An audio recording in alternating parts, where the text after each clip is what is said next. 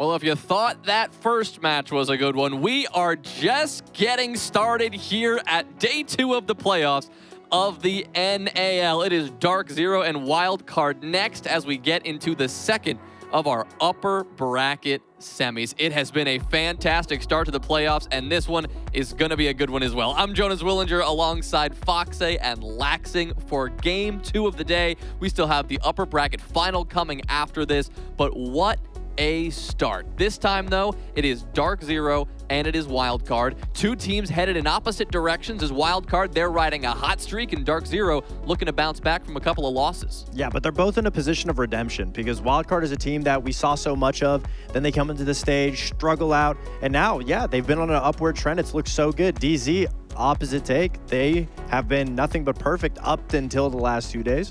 And now they're in a position where they kind of want to get that streak of losing broken, but also get that little bit of confidence back under their belt. Well, one team with a lot of confidence is Wildcard. They have won 4 straight maps, including a big win over OXG just yesterday. Yeah, it's been so fun to watch these guys. Again, we highlight them so much going into this stage. They did not deliver, but these last 4 games, 2 coming out of yesterday, I mean, it's been nothing but dominance. It's been nothing but resilience and passion and drive that is really pushing this Wildcard to their limits. And they're showing us that reload side of them that we haven't seen for a while, that coordination and just being so locked in under the pressure. We saw this yesterday against OXG, 7-7, round 15 to win the whole thing, and Wildcard was locked in. Take a listen.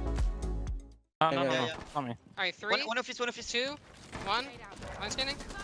Hey, dead. Nice. One on my all. Okay. And you're dead. Yeah, one deep bedroom. You're Deep dead. bedroom. Let's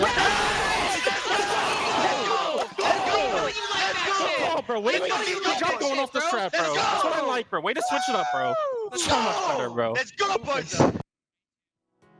Yeah, it's been nothing short than amazing with this roster. I mean, even to kick off the first round to start out SSG versus Wildcard, it was nothing but flawless in terms of what their attacks were going to look like, where we weren't sure what we were going to see, but again, nothing but flawless. And something that Wildcard has done extremely well that we saw in Reload was just being able to adapt, was being able to understand the win condition, how they were going to get to that end goal of winning a round, and a lot of that really came down to isolating players, finding those picks, even in moments like these where Spiker realizes he doesn't need to take the 2v1. He can play the post plant, jump out the window, get that, I mean, he hits a nasty one shot, but then it forces that player into an unwinnable position. And then again, I mean, you look at the stats from this team from yesterday, this is not something that we were seeing throughout the stage. And again, if you were needing to come alive at any point in time, it was definitely in the last bit of the stage to qualify for playoffs, but especially to have 2 statement games following back to back against a team like SSG just only sets the pillar for what their success can look like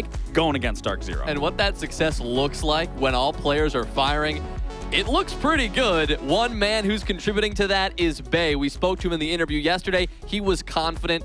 No surprise why. He has been unreal. I mean, confidence doesn't even tell half the tale. I mean, Bay has really come into fruition in terms of the type of player he's going to be. When we first saw him at Reload, we weren't sure what it was going to look like at International. He performed. Then even coming into this stage, sure, Wildcard hasn't been perfect by any means, but Bay has constantly been performing every single game. He has not let his foot off the gas, and for him being a rookie to still showing life, to still showing that he has not hit his ceiling yet, it's only up and up trends for Bay. Sure, he's on his phone right now, letting everyone know this is going to be an easy game, to be watching out for his skills, watching out for the plays that he's going to make. But again, you just look at his stats, 127 EPS, 27 and 14 yesterday, almost dropping a 30 bomb, and then 10 multi-kills within that 2 games. I mean, whether he's getting 1 kill, whether he's getting 2 kills or triple kills, Bay is a player you absolutely can rely on every single game when he's in the lobby. And he's been such a necessity for the team because we talked about their success on Reload. Big players like Dash and Baby Shark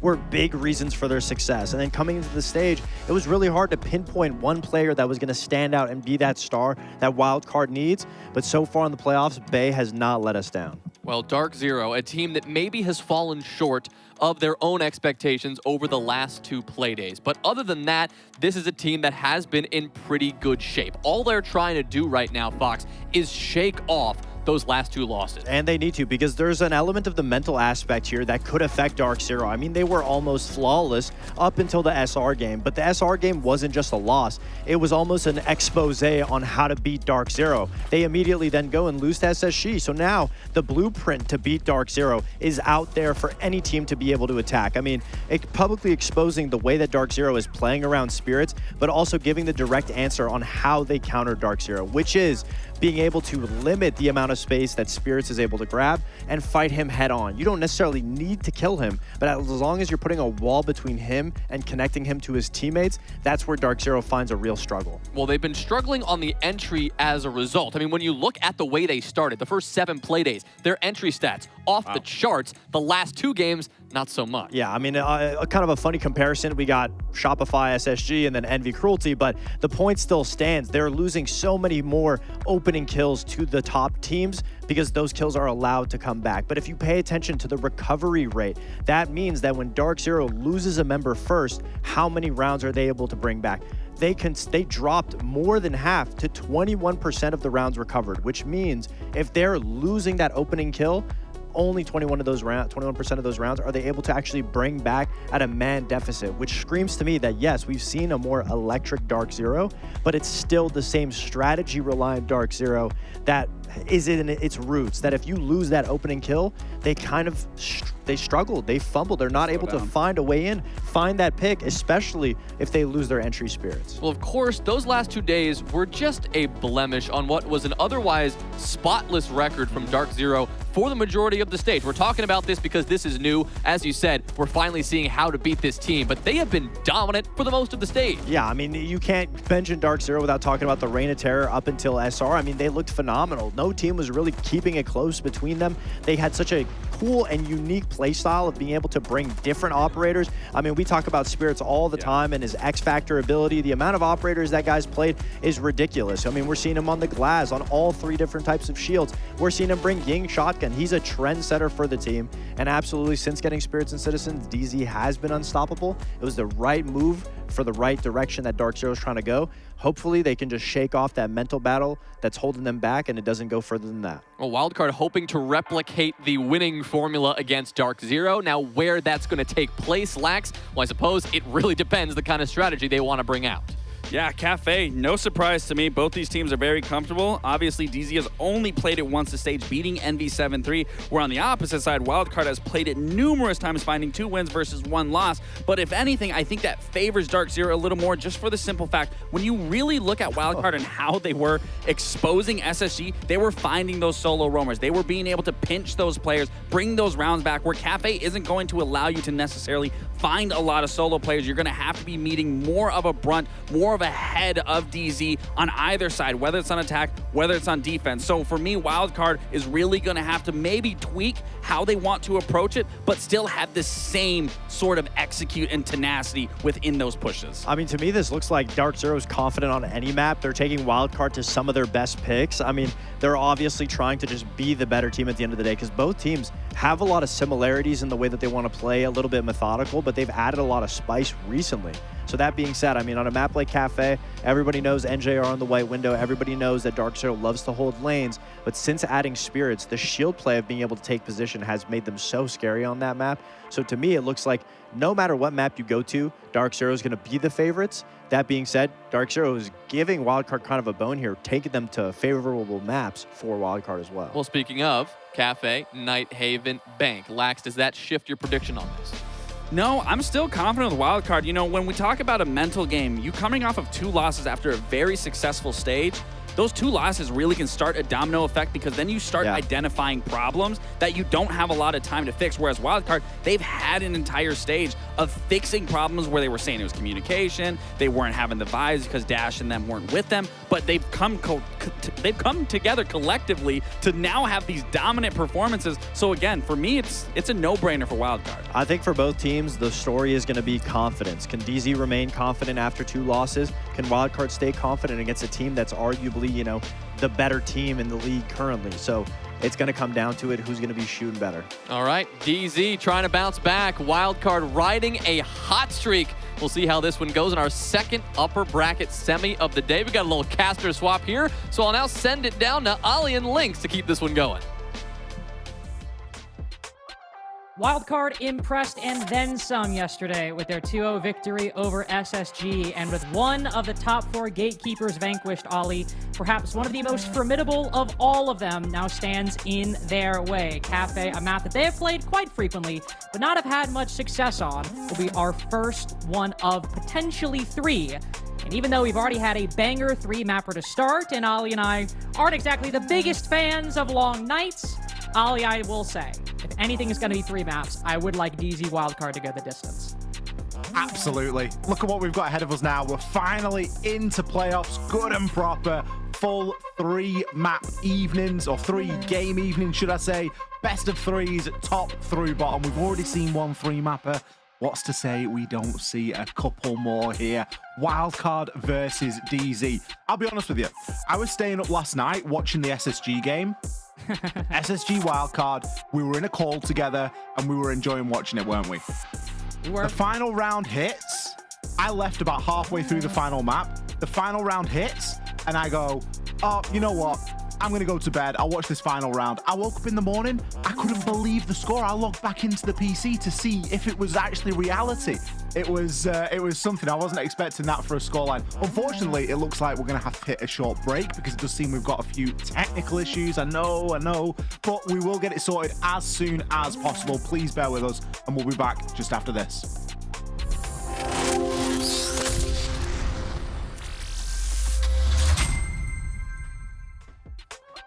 All right, let's try that again. We have Cafe coming up between Darkzero and Wildcard for our second series of the night, Ollie. And I'm just as excited as I was before we took a very brief break. Both teams like this map. Wildcard have played it 3 times, and as Fox said on the desk, both of these teams looking to redeem themselves. Darkzero, from the very, let's be honest, mild blemishes that exist on their record after they lost to Shopify and SSG, and Wildcard looking to continue their redemption and make good on the promise made in that SSG game yesterday. Let's get into it. DZ versus Wildcard, our second best of 3 here tonight.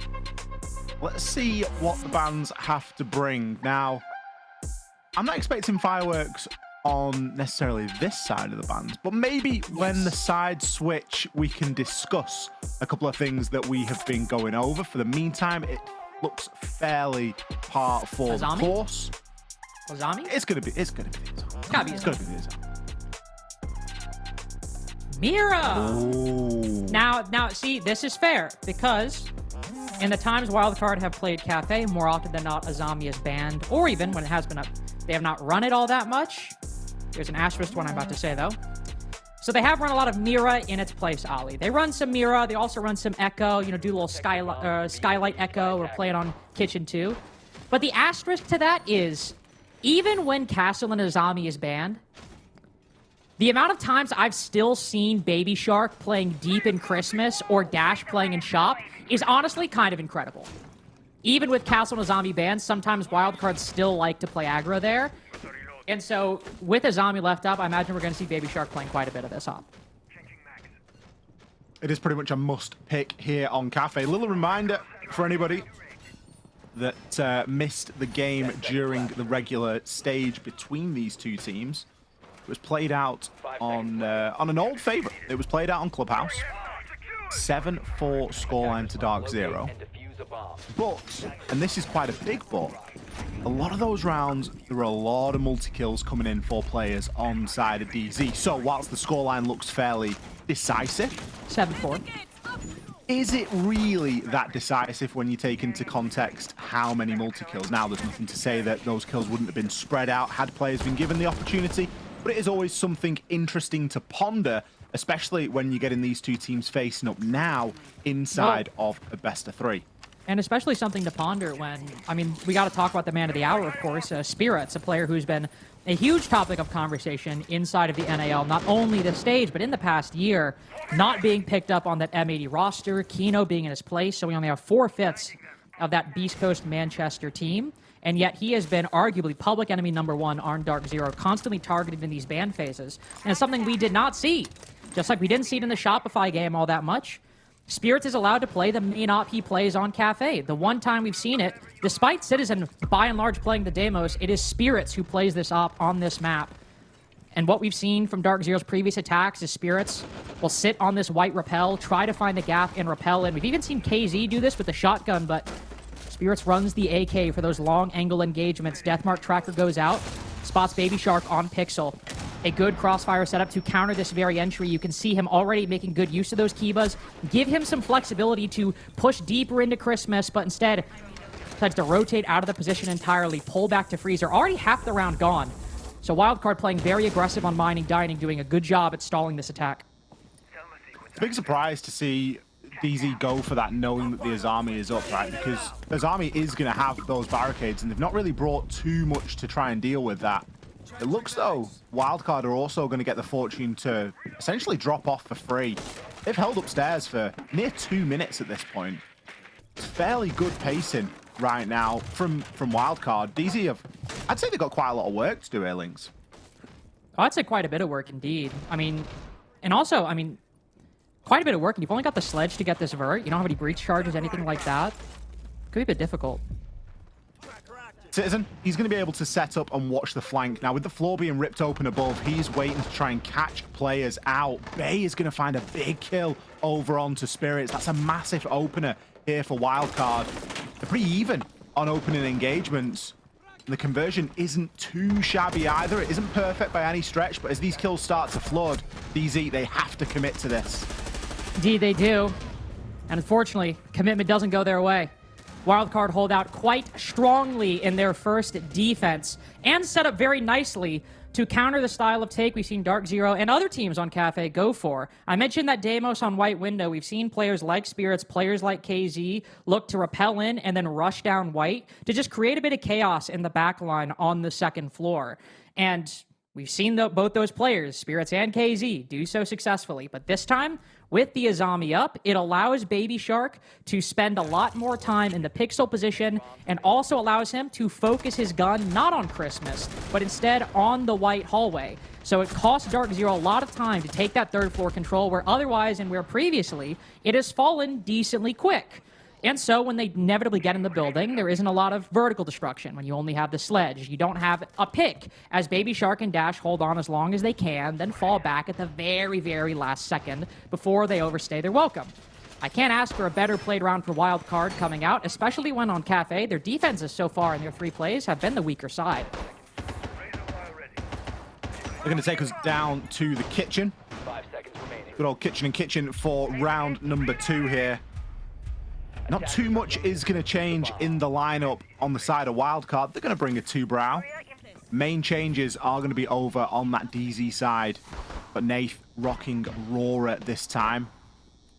One of Rora's better sights on Cafe, that is for sure. A little hop in through that wedding window. Always very possible. We'll have to see if that's where DZ choose to use it or if they've got something else up their sleeve. In the meantime, Pambazoo is going to get himself up onto the roof, and it looks like a bit of a full clear, at least some good drone work going to be going on, making sure that nobody is hiding out up here. But we, of course, have the benefit of that X-ray view, and we can see that pretty much everyone is fairly well entrenched at the moment on this first floor level. Yeah, typically Wildcard play pretty conservatively on these defenses, and actually I'm glad you brought up that Roar play. Because as we've seen teams run it more, seen a lot of impacts come in. You just kind of throw it through into small bag C4s too. You mentioned it's one of the best sites for Aurora, and just because it's so common, it's probably one of the only examples, with given how new this operator is, we've actually seen teams start to kind of like understand, okay, we're going to do this. Here's how we can react. Similar thing with this 2-brow on bottom white. The shield has fallen back as a preference, so you throw the Zoto canisters instead. Ollie, by and large, is pretty standard defense. It is. And I think that Wildcard don't need to overcook or overcomplicate anything here either. Didn't actually get the full width on that hatch, but I'm sure it's going to cause too many problems. The biggest issue that I can foresee for Wildcard at the moment is the timing. DZ still have quite a lot of time here, especially with a book to rip open this floor. And as we know, there are already players that are probing at the site and keeping an eye on those rotations. So Wildcard could get a little bit pinched right now, and these power positions, that util is eventually going to wear out. Ooh. Huge 1v1 from Bay. Takes down Spirit, so that's death mark trackers. Pressure on Bakery. And now as the Auroras go out, because he also gets jammed very briefly, nice trade by NJR. Bay starting to feel a bit more pressure as somebody retakes that Bakery angle. Dash also put to 1, and the Aruni finished off. Somehow maybe down someone outside, but it's Darkzero by far and away with the lead and the time to pick Citizen back up. Make this a 4v2, and look at the positions they have. NJR on red, 2 people outside in front of Bakery. You have basically every angle covered, so Kansan will try and make the right move, play an off angle late in the time. Look to hop up behind Bakery, praying to God he has not been droned, but Darkzero play it so clean, the flashes go in, and yet they don't blind him. Kansan retains his vision, keeps his gun up, and sends 3 to the Shadow Realm. Pamba playing Vert now has got to run down and come into a party that has long since ended as Kansan, the best player on Wildcard, dominates round 2. Not just the best player on Wildcard, but the second best player inside of NA at the moment. Behind Ambi, who has had some serious pop-off games. Kansan doing a fantastic job on Wildcard throughout the stage, and that performance looks to be continuing here throughout playoffs. There was a real crucial bulletproof camera there inside of Wedding that never got dealt with by Darkzero. That was a 4 versus 2, by the way. 2 quick kills, Nath and Citizen both trying. Nice! The swing onto the Nomad, that was purely off the info off that BP as well. So yeah, the first 2 are impressive for Kansan. The second, it's a layup. He knows exactly where he is. I think the Nomad was even getting red pinged at the time. I'm quite surprised, you know, Lynx, not to see a timeout off the back of that last round, because that's Bit of a fumble. There's some fundamentals that are going awry there, aren't there? If you're losing a 4 versus 2 with that much time left on the clock. What was the when we saw the player getting picked up, Citizen getting picked up at like what, 35 seconds left on the clock? That was plenty of time. It's also pretty revealing how late these opening picks have come. It's been Bay on the Spirits 2 rounds in a row, and while that one came with a minute left in the round, the previous opening pick happened at 36 seconds left. Wildcard are simply not moving. Not rotating when they don't absolutely need to, and when they are, they're doing so safely, when Darkzero don't have vision on them. And they're also disrespecting Spirits' positions quite heavily, and not allowing such a powerful operator like Deimos to have much of an impact. So as Mining and Kitchen go Wildcard's way, now we see the third site, not top floor, but instead a reading room defense. And Ollie, we got a Sens in play. We do. The Aurora didn't work out exactly, so we're going to go for a Sens, which is fairly similar. It's a vision blocker. This one, however, is very much permeable. It is just a light blocker that you can activate, reactivate, shoot the ROUs on the ground, all sorts of fantastic stuff with the Sens, but it gives a little bit more flexibility because you can just roll it on in. Interesting you mentioned about Spirits on the Deimos as well, because not only has his impact not been felt, but we've also not really seen what the Deimos is about on Cafe so far because of those really 2 early opening picks in the context of each round respectively. So I'd like to see DZ put a bit more emphasis on that right now and just assist on that roam clear a bit more, and whether it's going to be a traded kill, whether it's going to be something that comes off the back of some good drone information, just put a bit more effort in. Well, there's the bit of effort you were looking for. Bay, 2-0 so far in the entry, will now be 2-1. Massive performer yesterday. Look at this passive angle from Spirits. Prone behind the pallet. Citizen also on. It'll have to be another 2v4 for Wildcard, and Kansan, the main offender previously, almost finds his first. It seemed like that was right on Nath, but just a little too far to the left, or the C4 a little too far to the right. Either way, 2 men hold of white stairs as Darkzero reset. Look to acquire this vertical control. We'll step into the tube route, disable the death mark. Leery of the flank, Nath will spot the player red. That means they know one is sight, and you can see the call being given to start pressuring this reading room bomb site and look to put the diffuser down. Another death mark, some more shots from Pamazu. Kansan might complete this retake, but Darkzero have made the right call, transferred down to the bottom floor, and even though Kansan has all of these vertical angles. Darkzero have men and then some guns to spare. And a little short on rounds, but at least they get there first. Hey, they got a round. That's all that is required. Treat every round as 0-0 and just go next. Love the little play there from Citizen. Nice bit of distraction.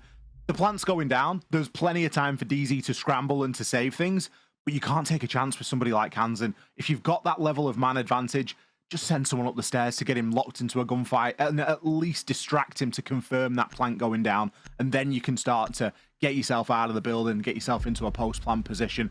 So really well played there from DZ to guarantee themselves that round. Much better on the opening pick as well that time. But there again, it's a third choice site. So are we to expect that? Potentially. If DZ can start to translate that onto some of their more primary sites that Wildcard are defending here, then we will have a game on our hands. Nice to see Spirits getting in as well onto that lumber sort of area there at the top of those white stairs. And to be fair to him, quite a nice kill as his first kill in this map as well. So down into mining we're going to go here for round number 4.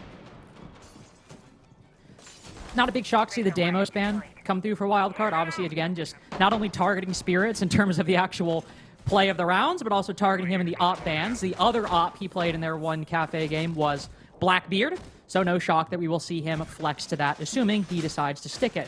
Valkyrie might seem a bit odd, especially since Wildcard, well, did not play a Valkyrie whatsoever in the first 3 rounds, but we've already highlighted Kansan's impact, and Valkyrie is an op that Kansan doesn't play religiously, but is an op he has played a bit on cafe in the past, and I think we can all agree anything you can do to limit Kansan's impact is probably a good idea. I think it's probably a good idea, but realistically, I'd be looking at the Azami ban thinking that's a much more enticing prospect.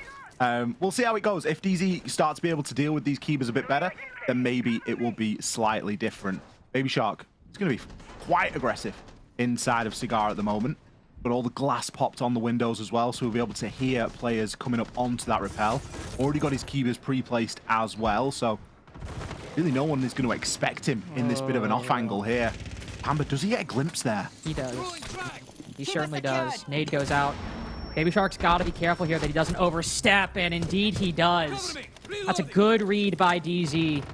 Baby Shark playing a lot more passive in the previous round, and instead DZ flip, focus a lot more guns and angles on Christmas itself, and catch Baby Shark playing deep in the first minute or so. That opens up the Whitehall push much more extensively than they had before, and sure, Deimos is gone, but a Blackbeard pushing up Whitehall, I would argue that's probably scarier.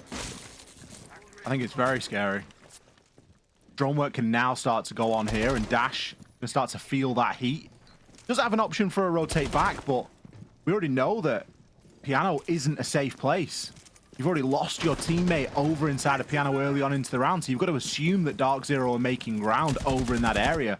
DZ doing a great job at the moment of just punishing the movement right now on this top floor. Eventually we see a hop in, but Spiker, is that a run out?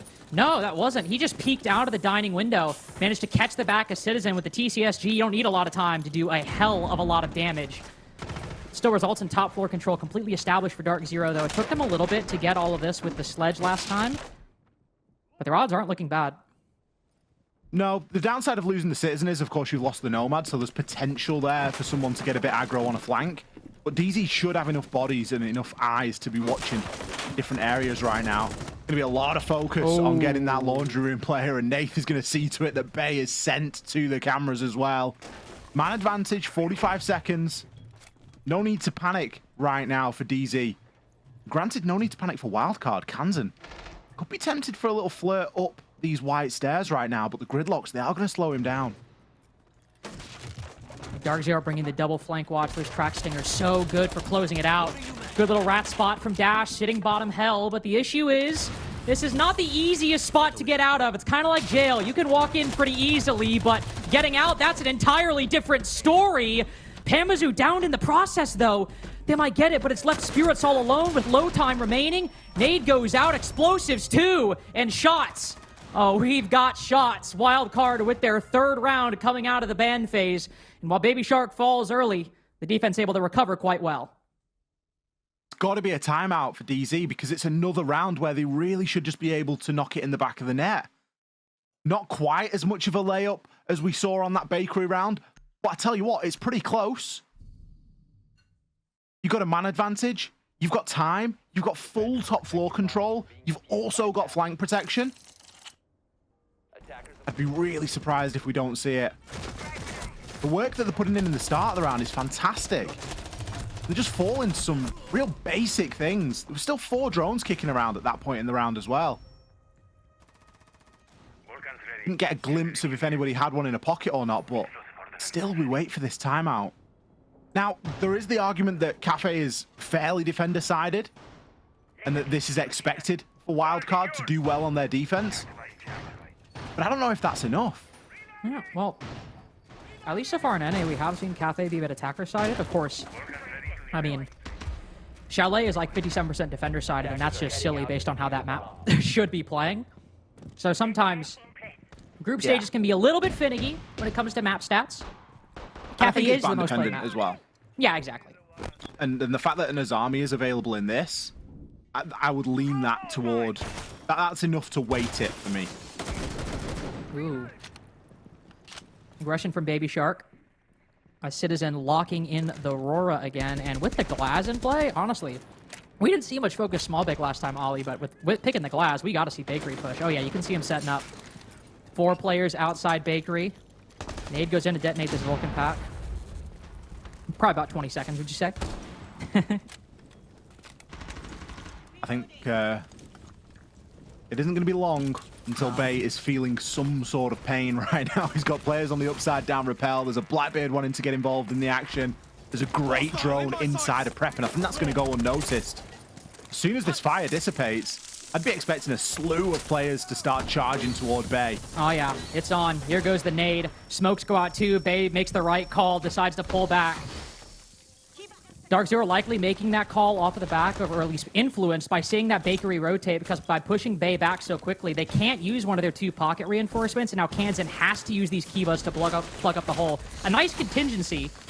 He's still got some for the site, but Darkzero with full Bakery control and still half the round to go. Bay's actually transitioned now. He's got quite a nice long angle. The fact that he was able to get out of there alive is very impressive indeed. DZ have done a good job of taking the control, but they also spent a lot of utility to do it. All the Bs have gone from Pambazoo. 2 smokes have gone from the Glass. There is 1 remaining on Citizen. That's a nice opening pick for NJR.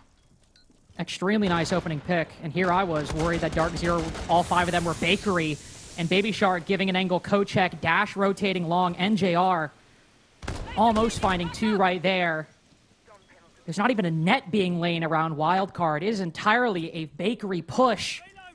And yet Wildcards seem a bit too eager to peek. Rorador goes out, little tag.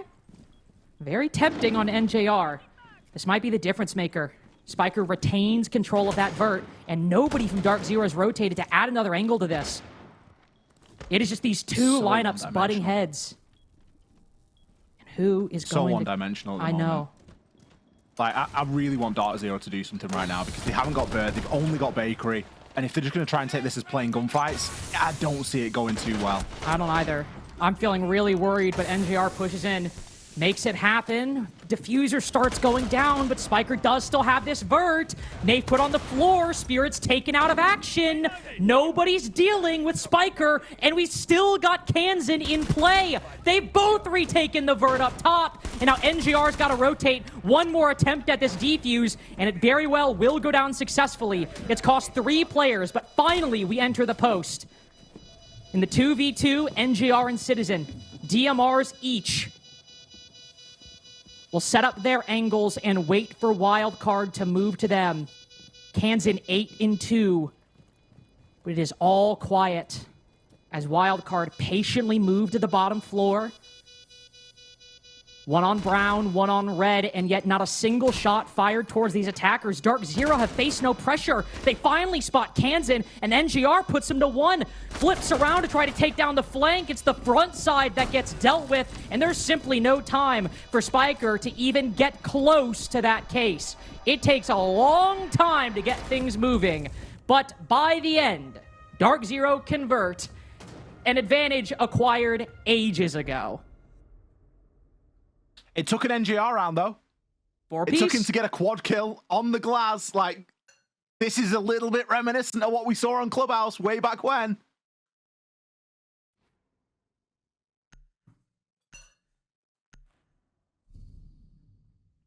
I'm definitely nervous.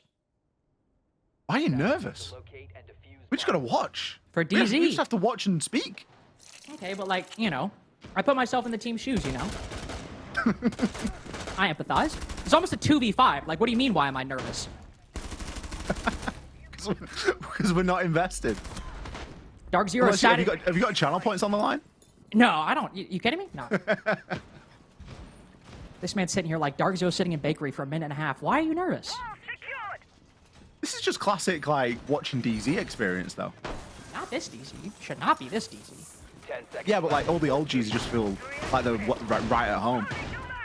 I suppose. Like, oh, yeah, back in my day, I mean, it was worse than this back in my day, you know? That's the DZ fan chatter right there. True. I'll give you that. Chance for an equal half. Chance for a 3-3 here, which would be a good result for DZ at this point, I think, because the way that this game has gone so far, not a lot of things have gone their way. They got away with attacking Bakery just through, well, attacking Kitchen, should I say, just through Bakery and off the back of NJR getting 4 kills on what is, I mean, arguably a bit of a cheese play. Like, kind of standing in smoke and playing glass. Like, it's not very reliable, is it? It's quite risky. I mean, we literally saw NGR almost get one-tapped by Kansas. He hits him in the shoulder instead of the head. That could have been it. That's like... That's the MVP taken down. It was very, very close indeed. But go to the final site.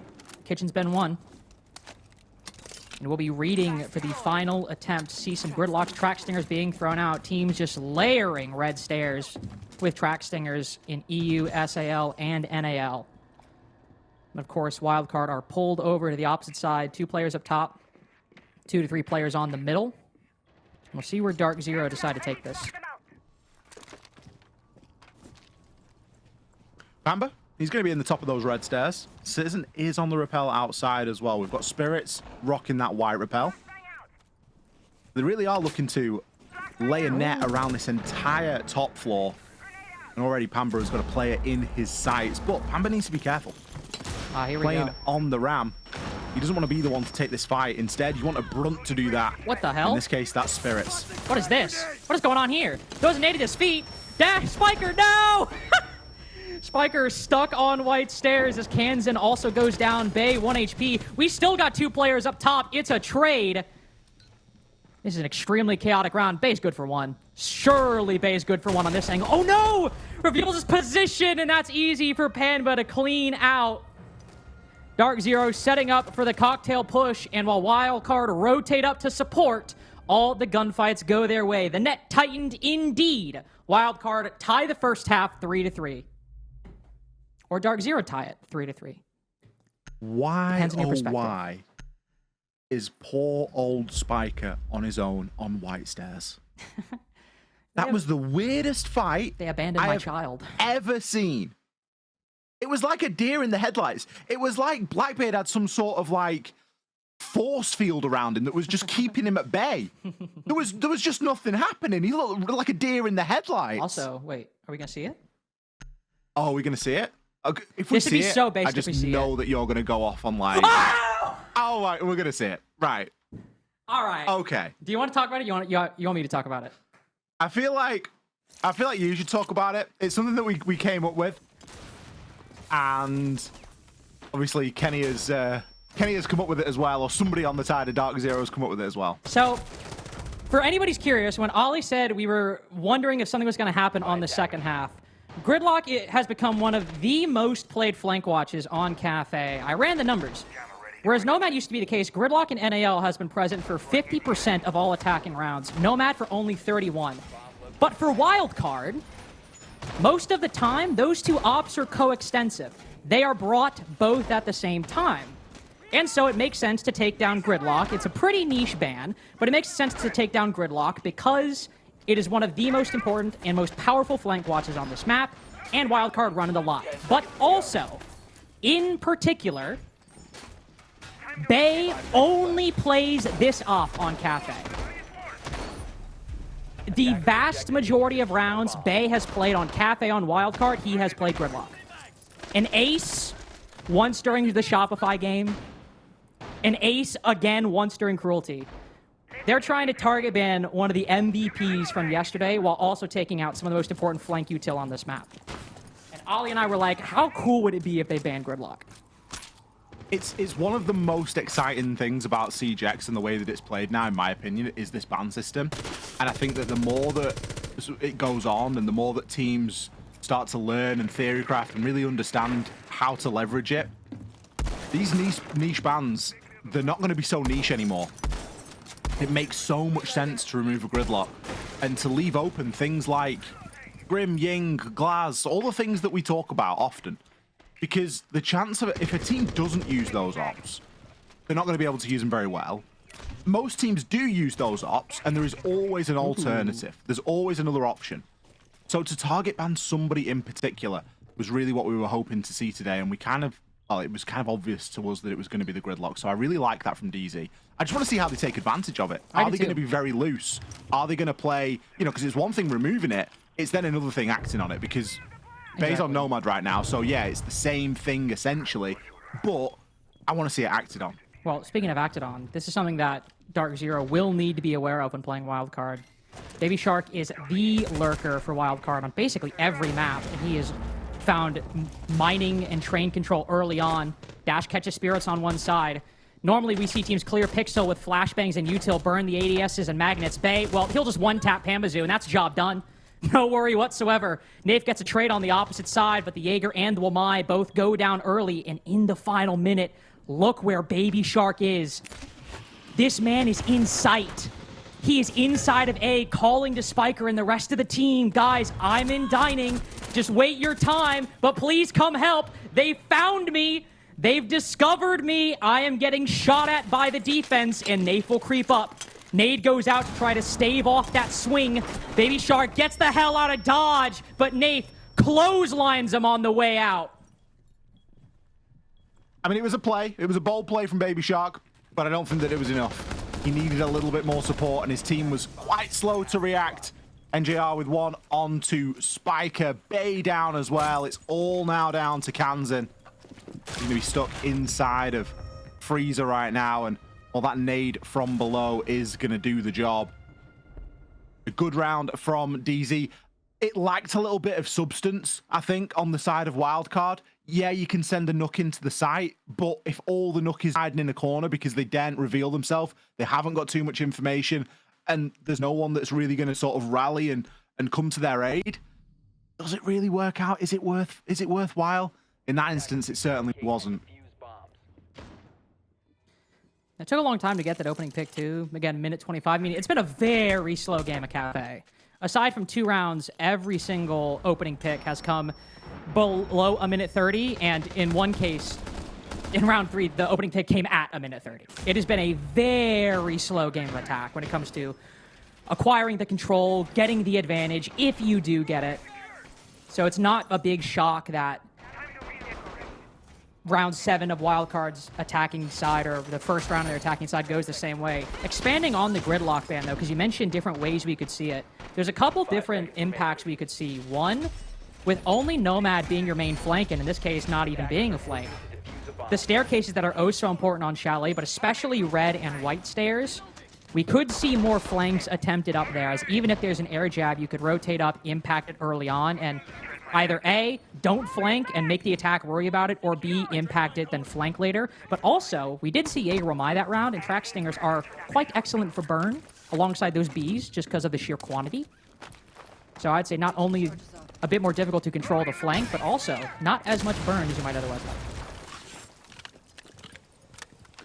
Wildcard going to be pulling for a blitz here in round number 8. See if that can give them a little bit of an edge here. Baby Shark back on his Nook, looking to try and sneak himself in with an opening pick. Got good angle there and a great flick onto Spirits. It's a freebie right there. Oh, Kanzan 2. Just swings around the corner. It's a full hit. One of the few maps where Dash doesn't commonly play shields, but when they're busting it out now, Dash is at great odds to finish this. Be careful you don't get too separated. Keep close with Kansan right behind you. You provide the pressure, and Kansan provides the finishing blow. Citizen with Darkzero's first, but Baby Shark's already had his impact. 1 for 1, you take that. Vertical hole made, but Dash is all the way safe. He's got this diffuser down, no problem. 2v4 retake, a necessity now for DZ. The main bulk of that push, the main thrust, Blitz and Twitch, both low HP. So it is possible they might find some, but it certainly doesn't worry Bay. And Spiker, the other full HP player, has got a direct line on Citizen. Smoke goes out. Try to bait the rotate, but this is a round that is going Wildcard's way. Even tagging these players a little bit, winding them down. Lost on reading, but recover on mining. Second floor, nobody's clear ground. Keeping it competitive, Wildcard coming in and leveling things up 4 rounds apiece. I really like the way that they injected a lot of pace there into the round. We've seen, as you mentioned, Lynx, a very slow Cafe up until this point. And I feel like just switching gears, bringing the Blitz, still trying to get in with Baby Shark on that Nook and make something happen in the early portion of the round. But as soon as that happens, that was almost the trigger. And it was like, bam, we can execute now. We can start to push through. We've got that advantage. What a flick. The flick was so nice. He must be playing on a different aspect ratio or something, because that was totally blocked by his ACOG for us. So it looks incredibly impressive on the stream, but if he's playing on like 4-3 or something like that, maybe he sees him. I don't know. Ollie hits that flick on 4-3. Yeah, I think we all hit that flick on 4-3. That's all I'm saying. But no, very impressive flick nonetheless. We certainly can't take that away from him. Down to Kitchen and Kitchen we go then for round number 9. He's on the op. Sharp intake of breath, perhaps? He's on the op. Attackers are moving. Oh dear. And he's on Tachanka. I'll just relax here and I mean, this is NJR's wheelhouse right now. It's his most played op. This is where he's comfy. Dude, he's in the zone. The NJR bakery hole with Tachanka. They're trying to get Nick in flow state. And an Echo to support. Oh my god, Nick is getting spoiled right now. Yeah, I think you just push Freezer at this point. With you the just Aurora? avoid that at all costs. Aurora telegraphs to us. Gotta be small big. Where are you putting the doors on this side? Well, I mean, you could put a VIP single, maybe? Yeah. I don't know, it just doesn't really work. I mean, I they're don't doing a see good job the- of clearing the util right now. I'll give him that. Dude, I have not seen a VIP shield in ages. That was NJR shield as well. Ooh, he's up for the run out there. Nath really looking to try and support NJR right now. I mean, with the amount of util clear that's coming through that freezer side, you can kind of expect it to be relatively quiet over here. But the Aurora is the question mark. That's so often used on Wedding, on the Wedding double, because you can just get it in in the double from outside. You don't have to commit too much. But the way that these players are posturing, it really is looking a little bit more like a backsided push. We do have the vert starting to get open now by Kansan. If there's anyone already established at the bottom of brown stairs or even deeper into sort of the freezer area at the bottom of white, someone might be there with a catch. This is the issue with the Gridlock ban. I mean, we could totally see Nath use the Yokai to try to drone somebody up brown or red and go for the retake once Wildcard commit. Because the attack's so vulnerable, right? When they have the vision of the execute, they commit to it mentally, but they haven't actually followed through. There's a very dangerous retake that could be brewing here. We already saw how dangerous a retake can be with Wildcard. Amen to that. Flashes go out. You can see Kansan paying some attention to the Tachanka and Bakery. But Darkzero have everything covered, it feels like. Players that can trade spirits, intel front for NJR. They've cleared the shield early. They still not cleared spirits. Aura goes down. Not used a single door yet, by the way.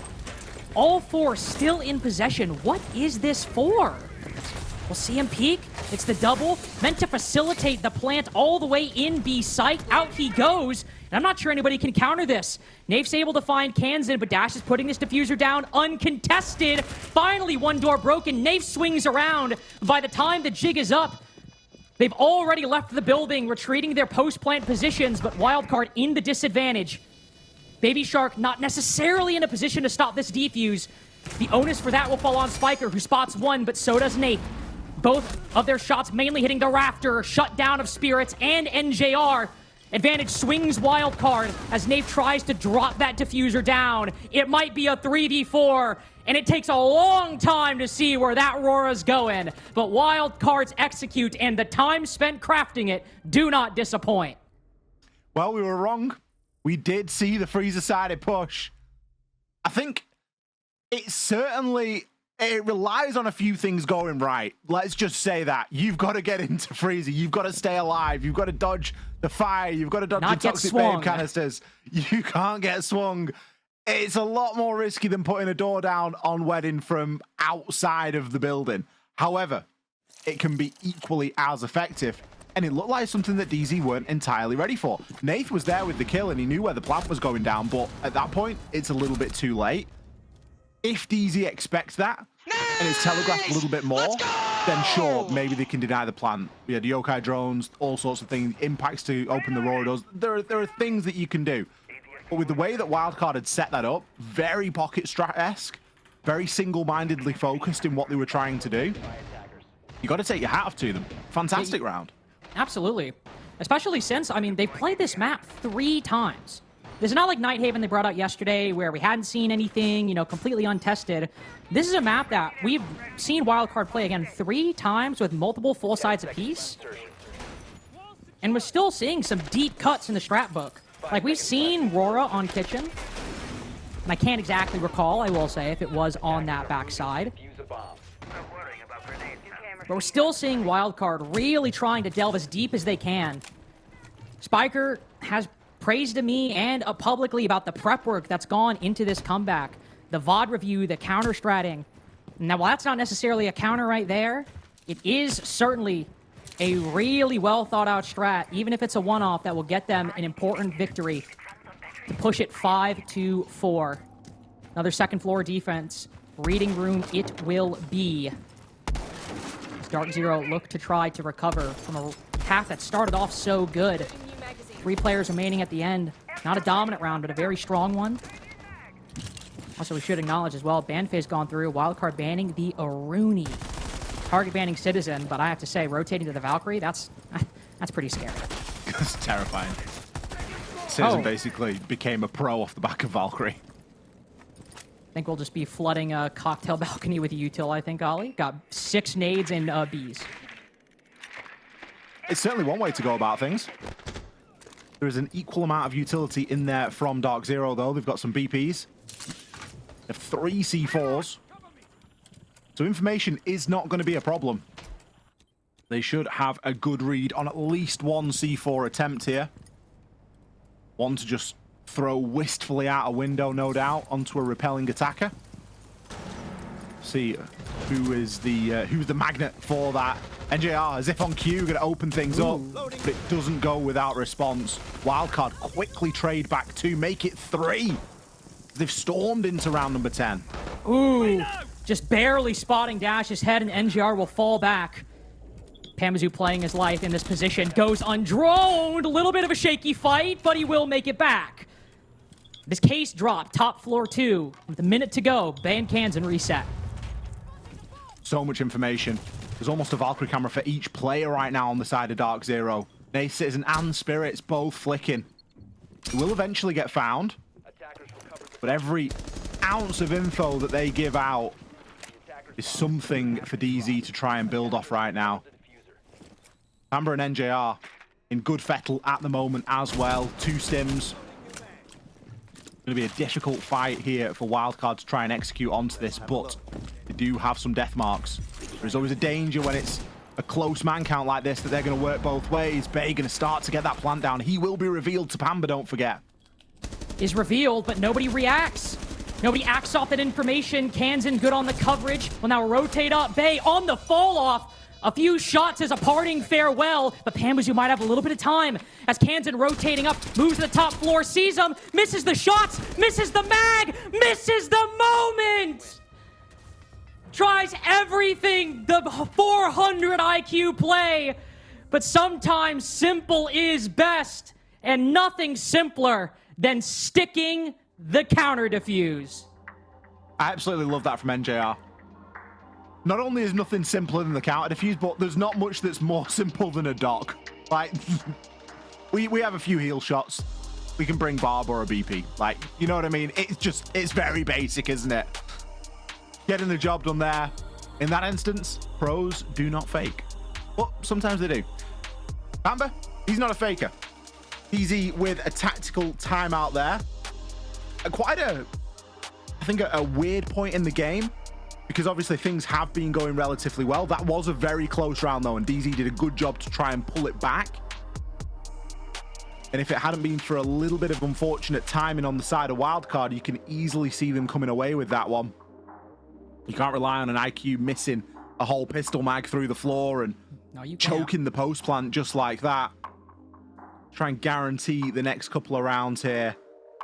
The timeout is going to wind up to a close, but a super close game to kick off this best of 3. Super close game, now closer than Darkzero and Wildcard's previous bout on Clubhouse earlier in the stage. But we got to acknowledge that game. You and I were curious, looking at how the stage finished, and while Darkzero is still 7-2, excellent record. But that Clubhouse game might have been a thin veil slightly revealing the still good but beatable DZ if the team playing against them has the right kind of vision. What did Ollie say? A lot of multi-kills and some 1vx's to get a 7-4 victory over Wildcard on Clubhouse. And what do we have here? NGR 4K, Pamba 3K, Nath 3K. Now to be fair, plenty of multi-kills from Wildcard as well, 4 specifically. Also a Citizen 1v1, and they're a Panbazoo 1v2. Those 2 clutches go Wildcard's way, and this is a 7-3 over DZ on their own pick.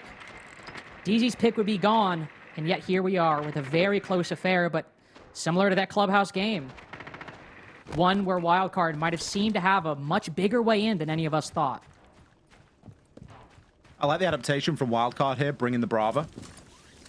And that could do them a little bit of good with the amount of util and information that we see Darkzero bringing at the moment. It's going to be Nath this time on the Valkyrie.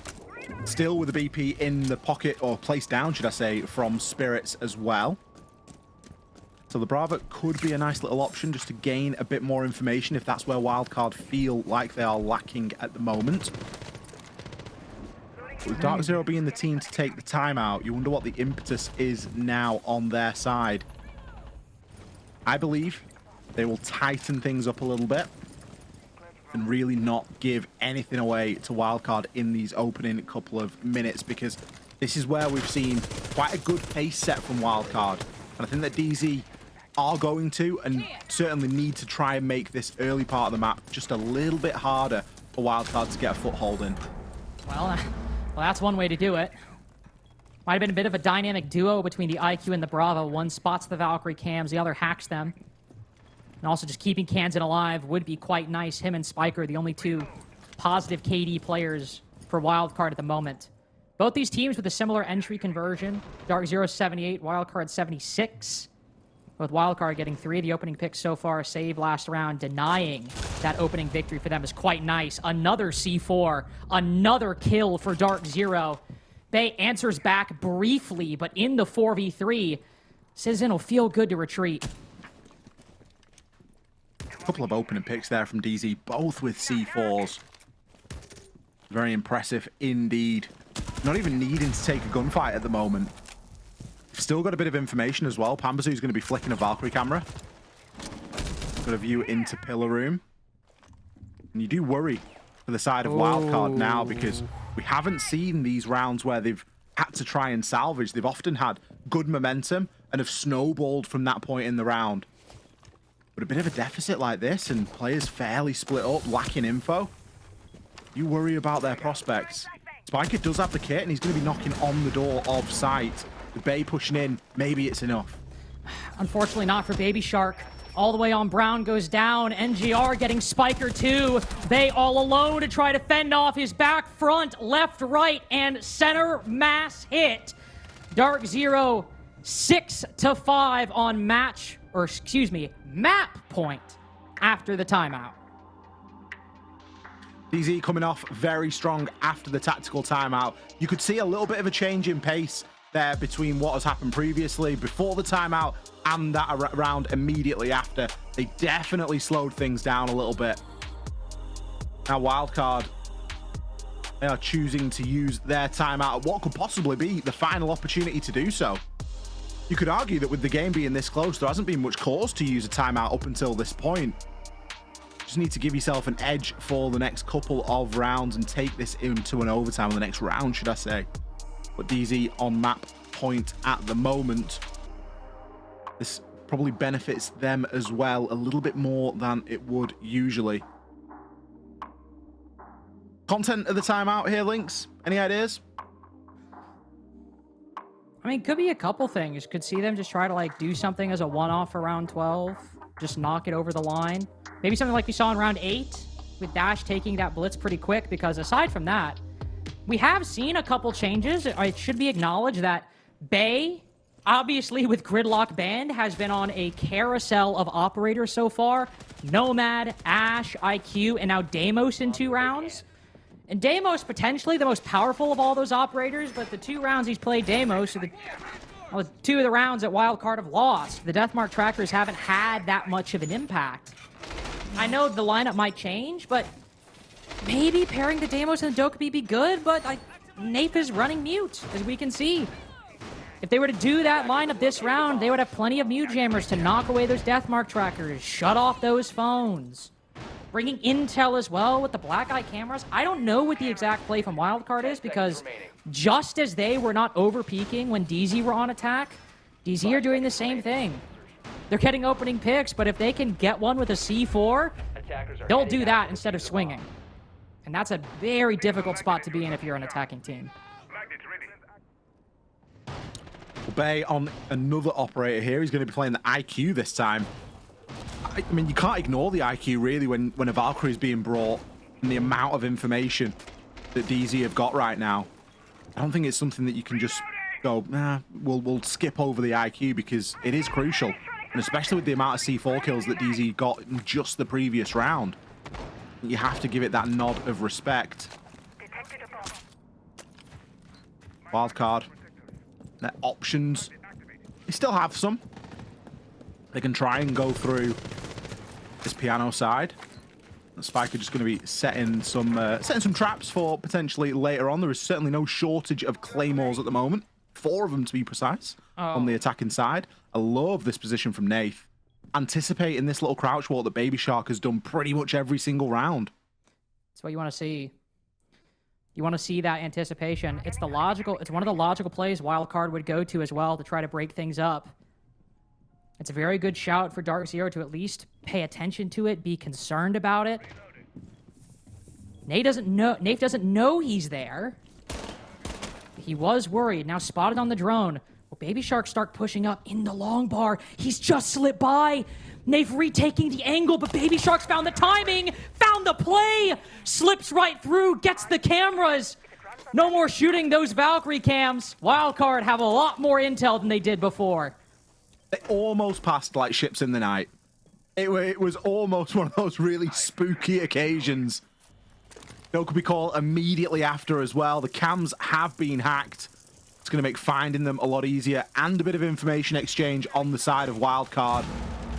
They can pick up this kill onto the cocktail plane. No, they just get themselves out of it.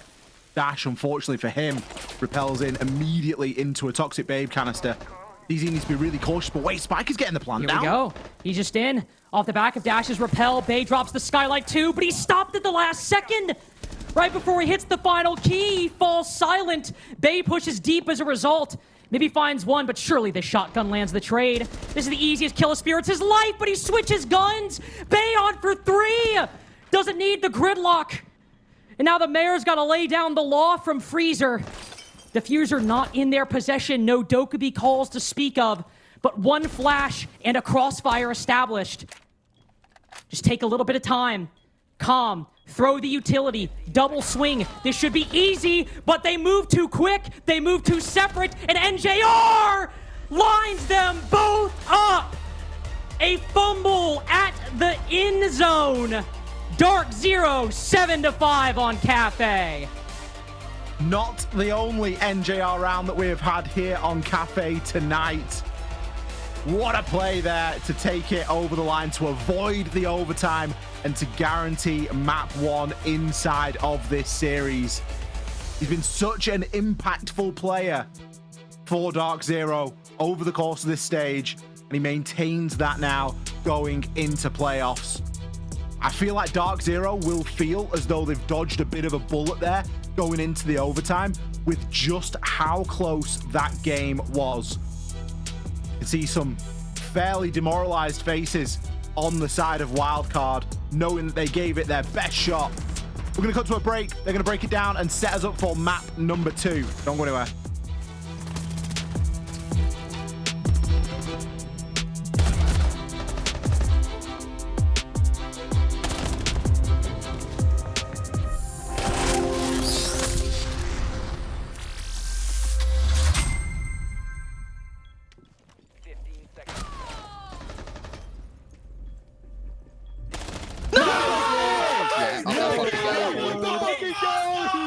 Yes, Nick!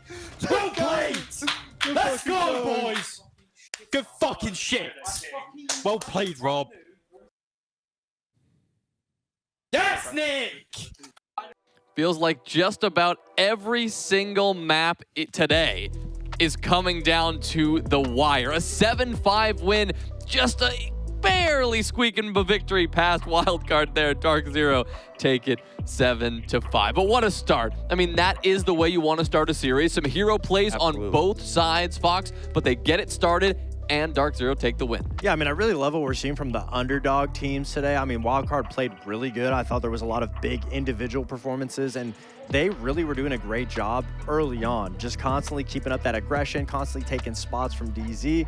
And DZ's attacks looked a little bit of a, I want to say structured. You know, a lot of the times they were at first playing to play off of windows, play for, you know, potentially movement from Wildcard. That Wildcard just wasn't giving them once they'd be able to get that advantage. But that being said, I mean, Darkzero, the same thing with Shopify Rebellion. Darkzero's been playing so consistent. The lack of making mistakes on their end is really creditable. I mean, they are just so solid at not dying for no reason. They're getting the picks that they need. They're not essentially doing any play that doesn't need to be done. And it's not a situation where it's like, should DZ be winning these games? I mean, DZ, I feel like, is playing great. Like, they're playing great Siege. Wildcard has rounds where they're playing amazing Siege, but then, like, rough Siege. That's kind of the frustrating part for me when watching this game. Yeah, like, yes, sure, DZ won this game. They won it respectfully, but there were so many rounds where Wildcard, on paper, when you're watching this game, Wildcard should have won this, in my opinion. From all the different rounds that we were seeing, I saw a lot more innovation and just wow factor, and like that was impressive coming out of Wildcard than like you were talking about. DZ. DZ was just playing the game that they know. It was more so just capitalizing off of Wildcard's mistakes, but it takes no credit away from Wildcard, where again, you're going to look at this and be like, why did we do this? Why did we overpeak? Why did we not hold this angle? Why didn't we play together here? Because through and through, up until the very end, Wildcard was looking dominant.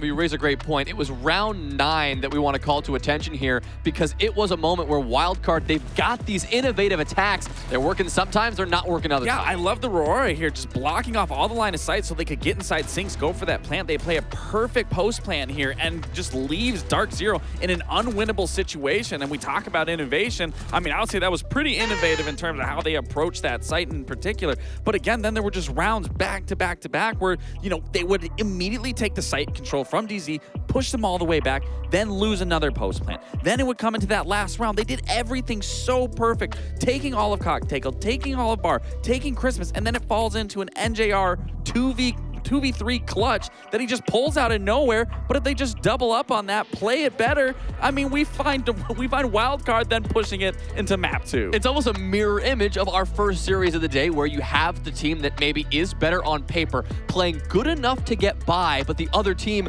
Fox, they have their moments of brilliance. When you look now at Nighthaven coming up, again, same situation from the last series. What do you expect here? What do you need to see if Wildcard want to take this? I mean, if Wildcard want to take it, I feel like it's just more consistency. To be honest, like there's so many rounds where they're isolating individual kills. They have the man advantage. They're going to win. Like you said, that last round, if they're just coordinating a little bit, they're not losing post plants to an IQ scanner through a floor, you know, not messing up a little 1vx situation. I mean, Wildcard should be getting the edge a little bit more. Well, this is some of the best Siege that we have seen so far this stage here in NA. The playoffs continuing to bring the cutthroat action we were waiting for. It's map 2, Nighthaven Labs, over to the casters as we get this started.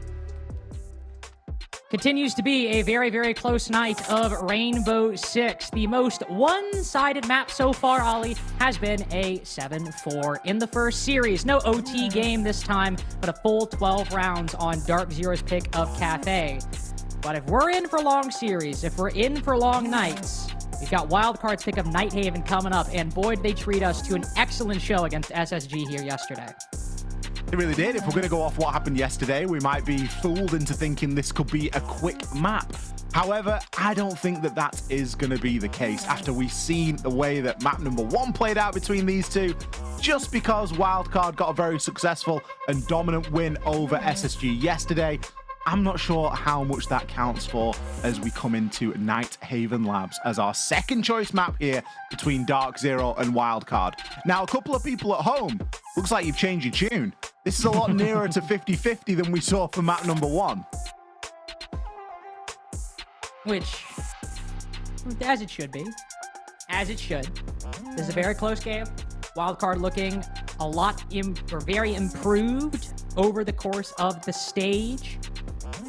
But just a couple small moments costing them on map 1. That NJR 1v2 seemed like maybe Wildcard lacked a little bit of info, but they had the perfect cross, the perfect opportunity for a double swing, especially with that flash. And Baby Shark swings by himself. Then NJR gets another 1v1, and that's your OT chances slipping away. But multiple 1vx's for DZ, multiple multi-kills for everybody involved, whether you're Wildcard or Darkzero. But the map ultimately ends 7-5, and Wildcard, they're not going to feel too bad. You see the smiles, you see Spiker ready to go as their pick of Nighthaven is now online. Again, 7-2 victory over our third place team in the NAL group stage, SSG, yesterday. Wildcard will start on the attack here today against Darkzero.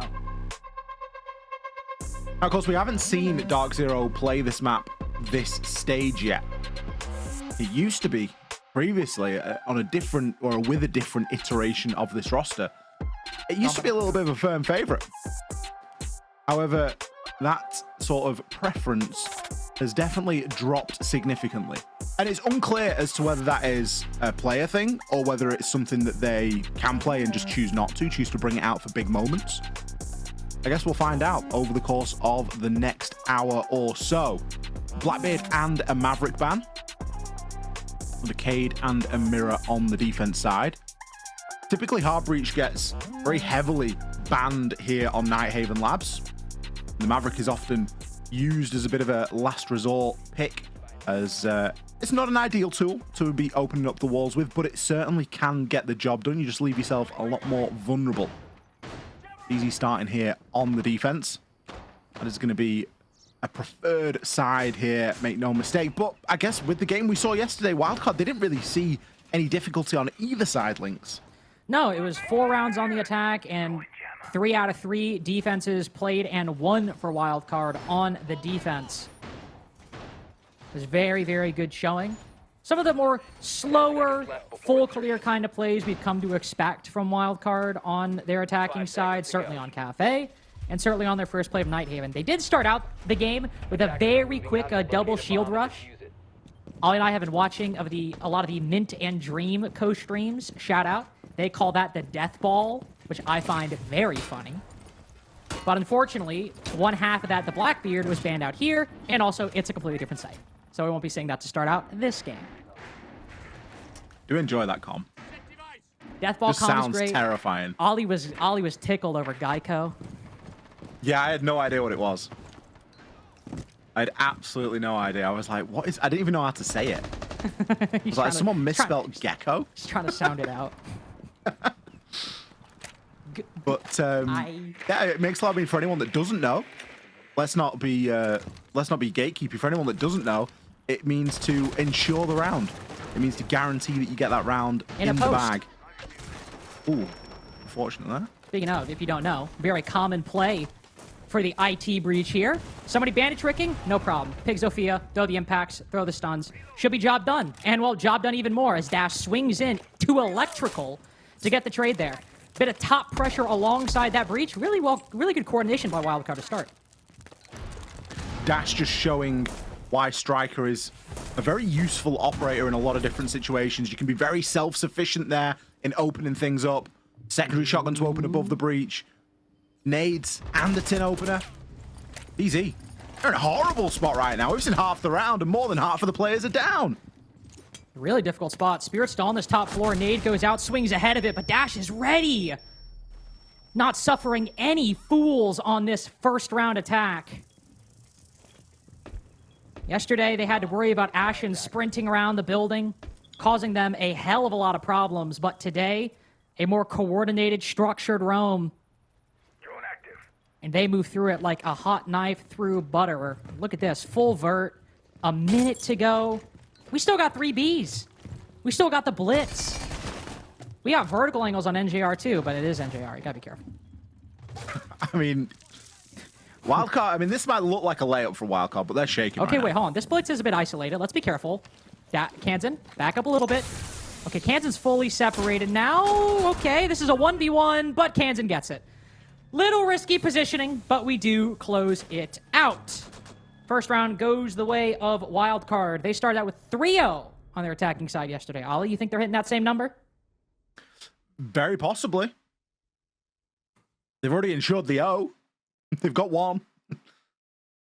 Let's see if they can do it again and again. The site not really playing out there for Darkzero.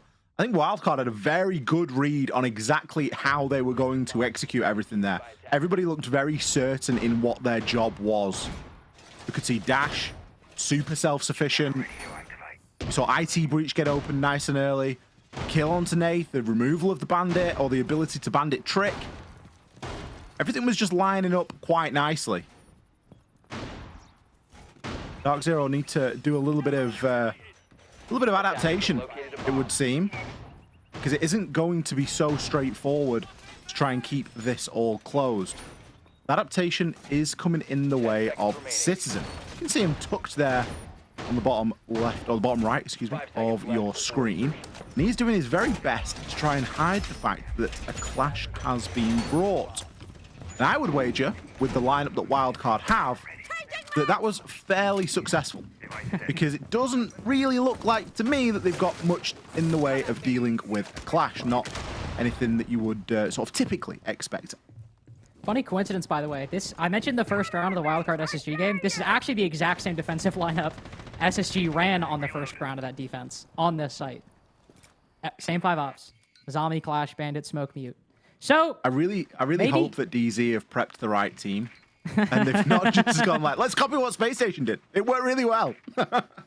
Well, hey, that was the round where, like I said, Wildcard ran Blitz and Blackbeard. Not only is there no Blitz, Blackbeard is banned. That round, by the way, we saw Dash hop into the electrical window and Baby Shark flank up the hallway you just saw Bay looking at. Other round was a bit more of like a normal default. They opened up IT, opened up Connector, and then Kansan on Blackbeard is kind of hopping back and forth. Like, do we push Aqua? Do we push Garage? What do we do? So I imagine, given the positions, it'll probably be a bit of a slower pace, but we will actually see Baby Shark add a dimension down below. Did not really see this from them on their attacks yesterday, so Wildcard are changing things up ever so slightly. Again, looking to ensure that trick goes off successfully. It looks as though Baby Shark has done a good enough job there of stopping Nath from bandit tricking. Citizen on the Clash is a real curious one right now because he's known. He's been caught out on a drone. I think someone's even had a visual on him. But with there being nothing to deal with him, he still could pose a really big threat right now. NJR down below is going to find one as well. Option to rotate and just disappear. Like a thief in the night this time. He gets himself all the way over to those cargo stairs for a rotate. Oh, but wait. Dash Could with the Dash cut. catch? Dash is weighty. Ready for it. Oh, but the shotgun. Dash playing so aggressive on that angle. You almost wish maybe he had just sat outside the window, held the cut down below, but he tries to get aggressive, gets greedy. But Babe speeds up the pace, almost shoots his teammate in the head inside of Electrical. Citizen swings around, but it's a much different situation for Wildcard. Still not a good one, though. The mirror, or excuse me, I was literally about to say the Clash Shield almost a pseudo mirror right there, but Spiker, does he have a bit of a gap as the walls opened up, flicks up, knocks down Spirits, and it's all Kansan in the 1v1. He's got intel, knows he's over on the opposite side, but it is NJR's world, and Wildcard are living in it, sealing Cafe for Darkzero and shutting Wildcard out of round 2. NJR is the boogeyman tonight, as far as Wildcard are concerned. Not putting a single foot wrong there in that round, playing it to perfection.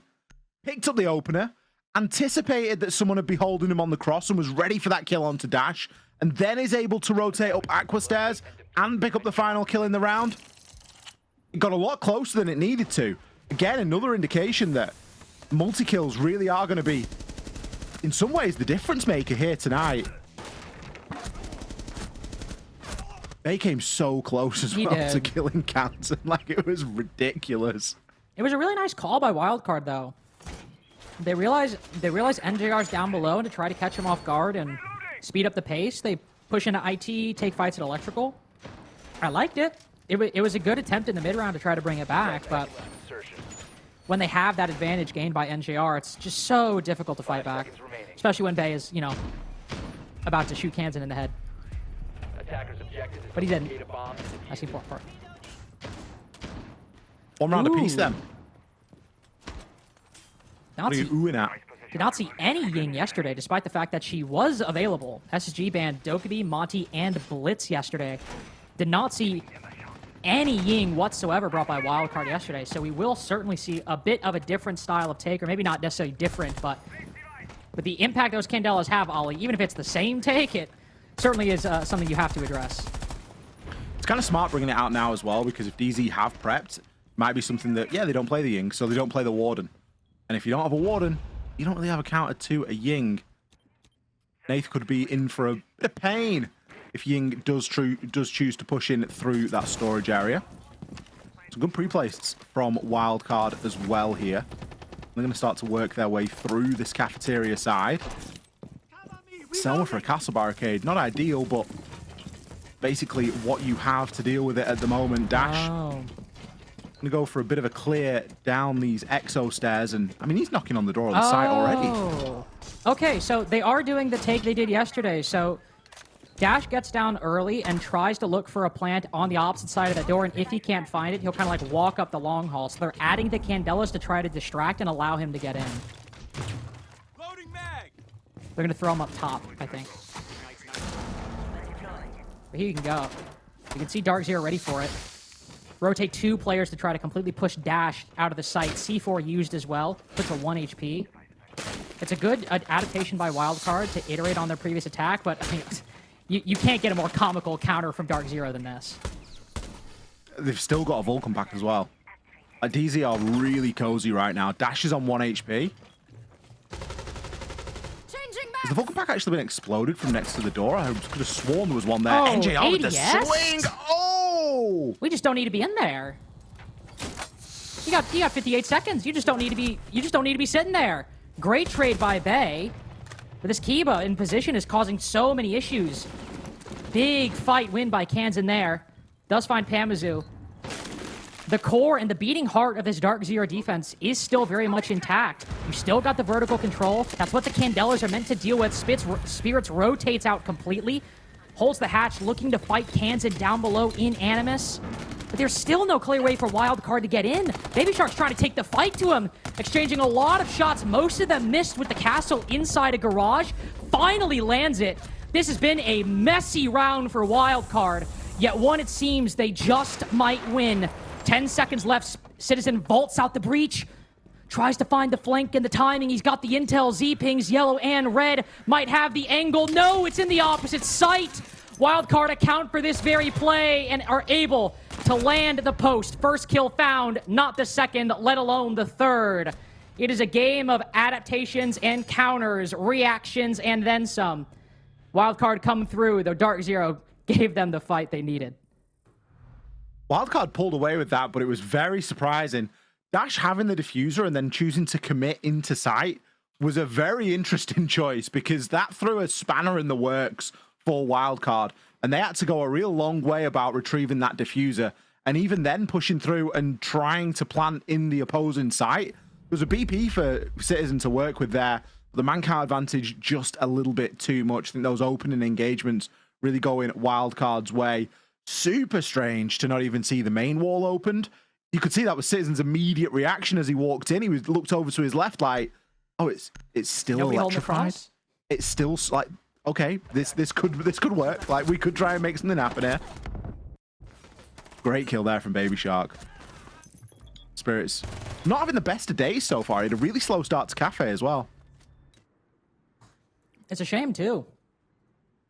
Kind of player that, when he pops off, can really, really take over a game. Not even necessarily like dropping like 20 kills. He just plays such important positions. Playing Deimos on the last map, playing Shields or Ying on this map, obviously on the attack and on defense, in this case, playing Smoke. Kind of guy you want to make sure you're getting active in these rounds, making sure that they have some kind of importance. 5 seconds remaining. Fans have gone through, by the way, big shock, Darkzero ban Blitz, who'd have thought? Attackers are moving out to locate a bomb and defuse it. Wildcard ban out the bandit. Who'd have thought? I mean, I would have left it open personally, because it's not really caused them too much problem. They've been really capable of dealing with that bandit. Actually. Two different ways, And, Sophia and Buck. Yeah, I mean, there's tons of ways that you can do it, and Wildcard is showing that, yep, they do know all of them. So it's you maybe would have got a bit of value out of something else, but as it stands, it is just a little bit more of a comfort thing or a quality of life thing, and one thing less to try and worry about here. Nath, he's not going to be too worried, but he's getting pressured on that basement level. Wall has been opened, and it's maybe going to be his cue to move it for the time being. NJR's only died 2 times, by the way, and this is round number 4. Like, I don't know what this guy is on today, but he is certainly having a good day. As without him, this would be easily a 3-0 for Wildcard. Easy looking to try and right that wrong here, and they've taken us into the mid-floor. Still got a very similar setup to try and deal with.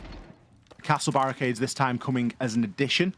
DZ again leaning into those nitros and those black eye cameras. Ooh. Hamizu spotted for just a second there. Kansan right above on rafters. Wildcard are looking to go as minimal with this as they can. Baby Shark, gotta be careful. Thinks he's found that gap. Will start to creep up underneath the cover of the boogie drone. There's NJR shutting down a big player in a big position. 13 kills for Baby Shark on Nighthaven yesterday. Might only be getting 2 in this round, but 5 and 3. This is a player who has struggled all stage. And on this map, for some reason, it is just clicking at the right moment in playoffs. Nath damaged earlier on death's door and finished off all the way down below. Frustration after that one. Citizen has control of the vert, so he can look down. Dash shouldn't immediately hop in to put this diffuser. Got a minute, can reset, okay. Just running in front of the garage, now diffuser stopped there, but good trade. Long angle by Spiker. And we've got 45 seconds. 5 drones. We can finish this, no problem. Unfortunate position there for Spirits to find himself in. I don't really feel like he could have rotated out of that. Citizen was trying to do everything on that top floor as well. Conscious that someone was on IT breach. Found the kill and the diffuser. But Wildcard's decision to go really heavy for Nath on that basement was super important. So smart. Nath's position there was a little bit questionable anyway, because it's not like he's playing a C4. He was playing the Legion, so you kind of maybe ask, why is he down there? Is he there just to lurk and try and pick up a kill? But the fact that he got double pushed at that point in the round, I feel like the pacing was just perfect from Wildcard. It was.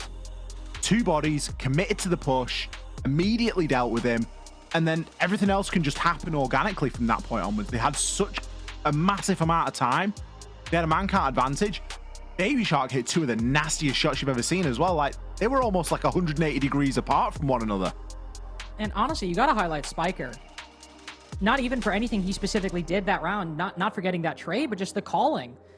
This kid is 20 years old, and he's been in the NAL. This is going to be his 3rd year. Parabellum, then Mirage, now Wildcard. He has played with Meepy, Major Champ coach, Bosco, one of the greatest North American players of all time, Dash, Major Champ, Kansan, very, very heavily underrated North American player since he went off that Sonics roster. Lagonis is coach too. He has had a lot of experience surrounding him. Way to work Laxing that as shit, well. guys. On the desk, all the way back on that first PB roster. And Spiker over these past 2 years has just been soaking it up the whole time. Figuring out how he wants to be as a player, as an IGL, as a person.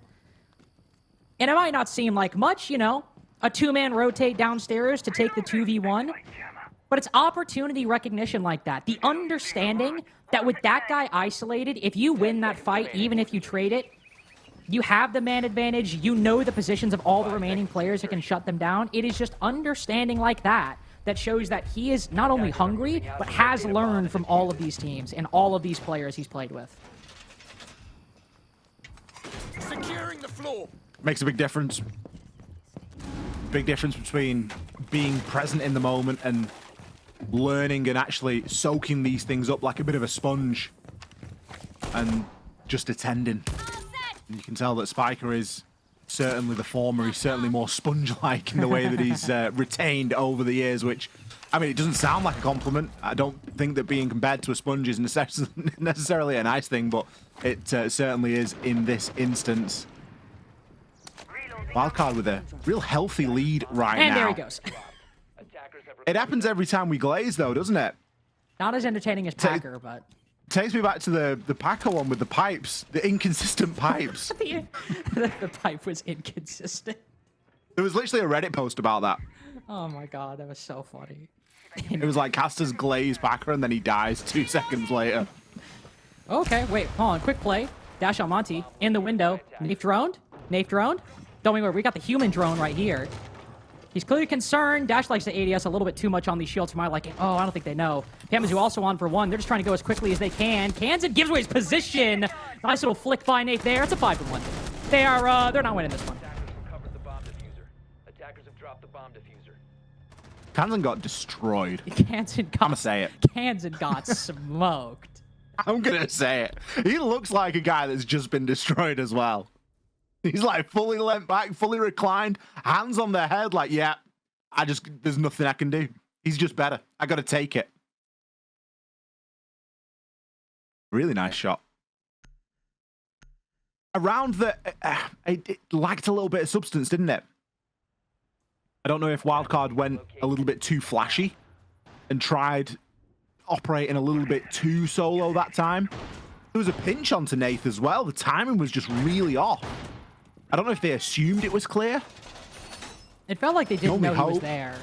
You can only hope they made that assumption, can't you? The Monty's there at the top. Yeah, no one's there. Just hop in. Well, and especially, like, you could, like, Nafe made it's a really small thing, but, like, hearing that Monty play and he pulls back down landing, I assume, obviously it could just be a timing, but, like, if that was intentional, it would be to try and escape notice of that Monty, because even though they weren't droning it, they were trying to check. He's also playing mute. Could have had a mute jammer there. I didn't quite see. It might have been difficult to drone out that position anyway. So not how we saw Wildcard deal with it yesterday. It was a much more kind of like standard take, going through mez, get the vertical, you know, all that stuff.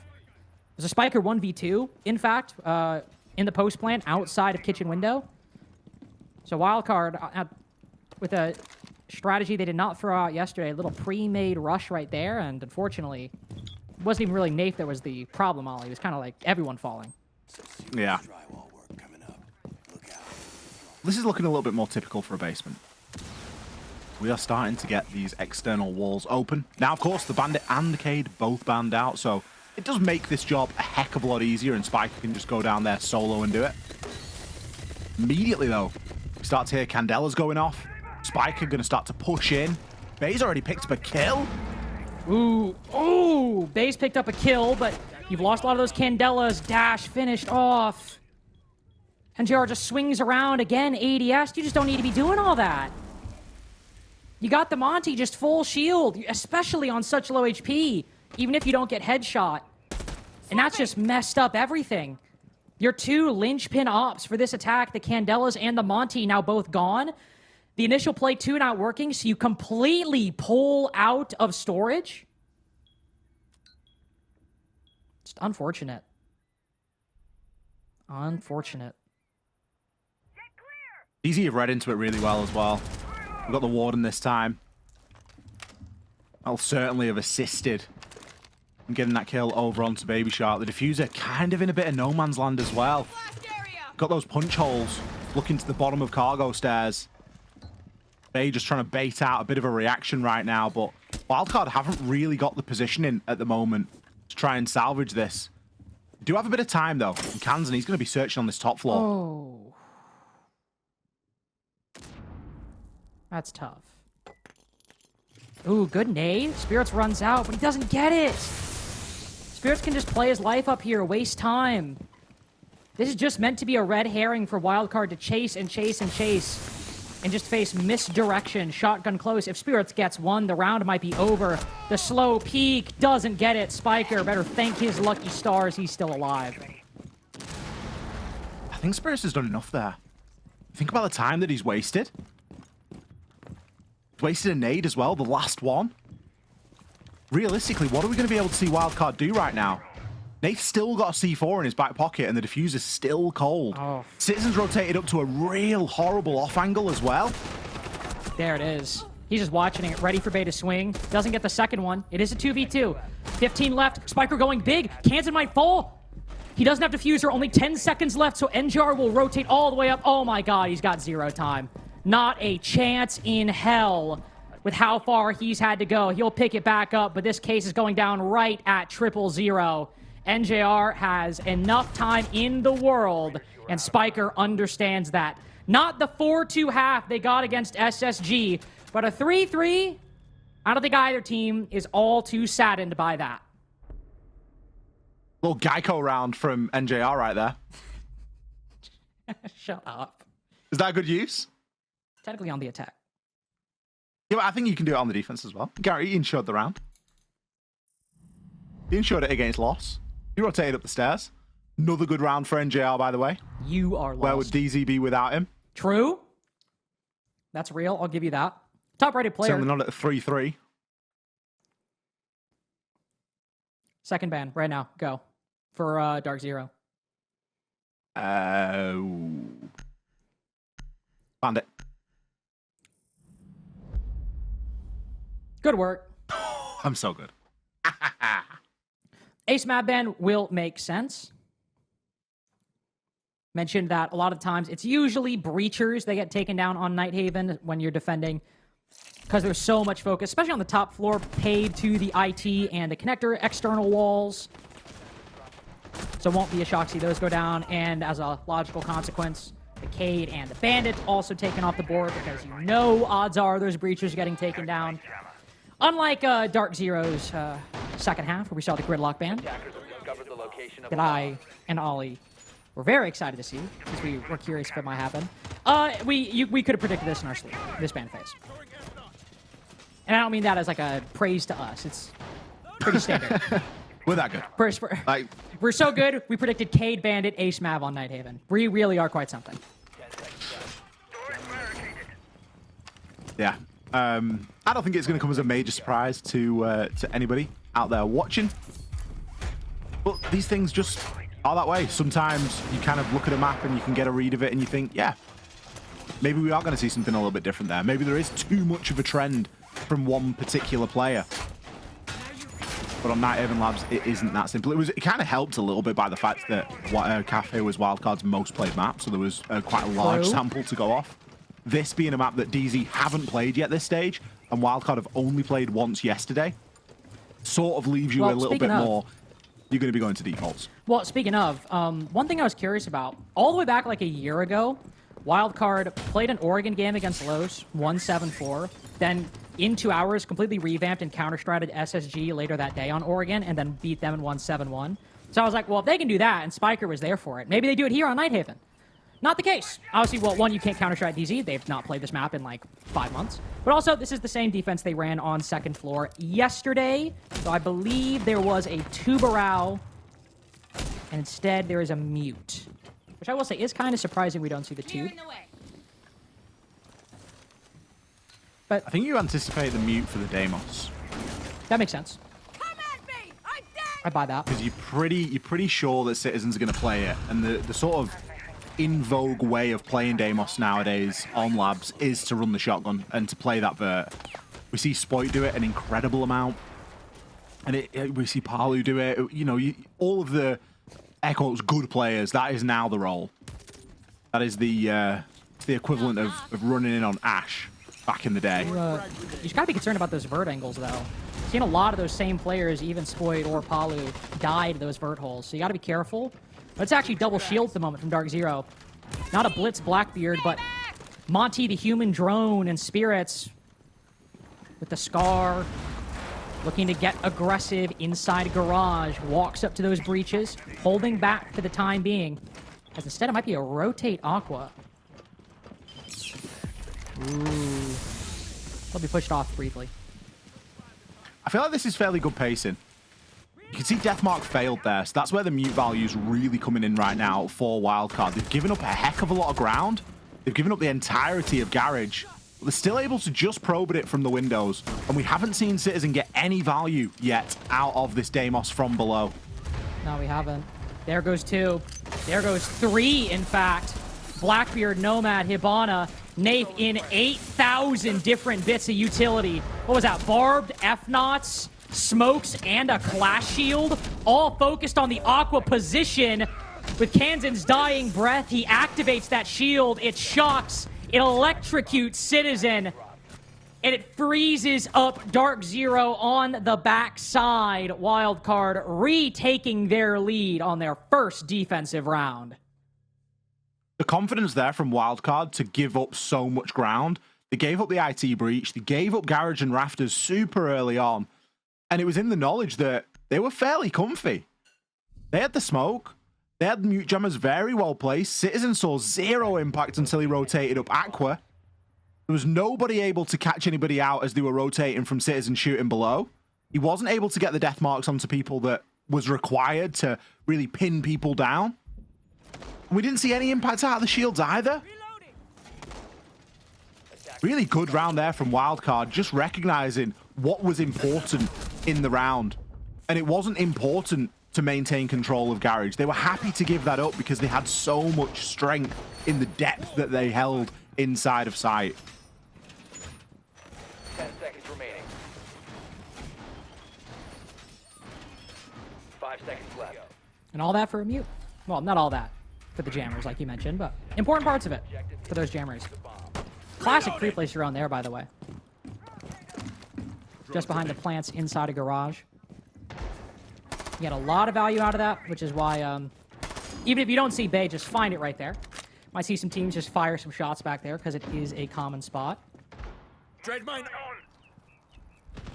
Storage defense also pretty similar to what we saw from Wildcard yesterday, but some important changes. Well, Dash going on the Sentry, a bit less important than what I'm about to say, which is the Warden. Obviously, Ying is in play. It's something you have to be concerned about. Even though it won't be in the lineup for Darkzero, you do have the Blitz as well, and, well, a Spirit's in the lobby. You're going to be glad you invested in those glasses. Nath hopping in there, anticipating an FNAT or something, and kind of seeing that it's clear. Might force DZ into something a little bit quicker. You can see they're all converging. Ooh. Great use of the EMP here. Spirits, he's going to hop in. Ooh, great timing with the EMPs too. Caught by Spikers, either shot out of the air, disabled by the EMP. What the hell is that peek with Blitz? Puts the shield on his back and hits the Hashom angle. Bit of a curious engagement from Spirits, but not at all a strange round from Darkzero. Hop in, win the fights, get in, get out, and done. Might very well be an impactless frag for Kansan right there, as this counter defuse does not seem likely. That's a lot of drones sitting on that diffuser right there. But this seems done and dusted, Ollie. Darkzero timed up 4-4. He's at least making it nice for us. And we'll give him that. Hey, look, as the second highest rated player in the league, you've got to let him pad his stats a little bit. And we will. We'll let him. DZ will be gracious enough, but he's got stats of his own to pad right now. He's going for MVP of playoffs. Some of these rounds, good argument. I tell you, we've watched the playoffs up until this point. We've been sat in a call, chilling, watching the games as they've been going on. I'm not sure anyone's had the same level of impact, and maybe there's a bit of bias in there because we're casting the game, so we're like fully invested in it and watching every second. But I don't know if someone's had more impact than NJR has so far inside of just map 1 and what we've seen out of map 2 right now. We'll see as the series develops if that's a trend that continues. I will say, I would advocate for Gavini a little bit, because as I did tweet this, literally that OXG game probably ends as a 7-3 on Nighthaven and then as a 2-0 for OXG if Gavin doesn't hit like a 90-degree flick and double kill on like one attacking round. Because that play like made that round for M80. That denied it being a 6-0 half for OXG, which then they won one round next half, so that would have been a 7-3 because it came in round 10. And that ended up pushing it to OT. They win the first map. They win the series 2-1. So NGR is definitely up there. I would say that game, but also that one round from Gavin was quite good. But then again, M80 got knocked down. So is it important in the long run? Is it important in the long run? I don't mean that like as a bit, like genuine question. No, does that, I agree. Does that affect the play? It's crazy to me to think that SSG or M80 are going to get knocked out. Like, wild to see those two teams in the lower half of the bracket already.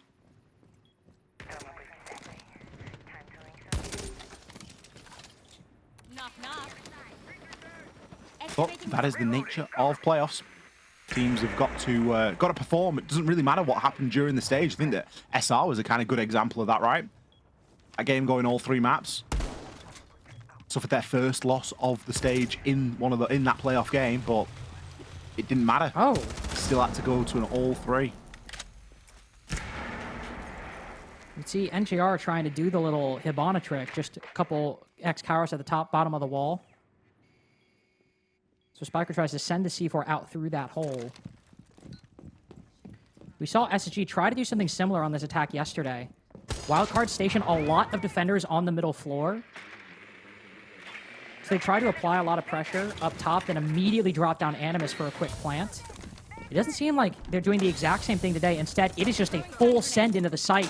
Smokes, not even many Auroras. Nate putting that diffuser down. It's not NGR in this glass this time. 4K for him on Cafe, but Spirits with one important frag as we move into the post. Wildcard with no real clean options at getting this counter diffuse or even getting close to this diffuser. We've got 3 people in Animus. 3 people on these cover positions, whittling down the defenders of Wildcard. Again, another extremely dominant round from Darkzero, not letting Nighthaven slip away. I think that's one of the rounds where Darkzero looks at their best. Fantastic gap spotting and opportunity spotting, recognizing there is a real heavy investment of players on that mid floor. Because guess what? Wildcard are expecting a roam. It's very typical to clear mid floor, open up some vert, start to work down. It's a typical way to attack. You've got to be on your toes and you've got to be ready for that option of just a very direct side push. Cade and Bandit are both banned. It's going to be very easy to open up the wall. You've got to have that in the back of your mind.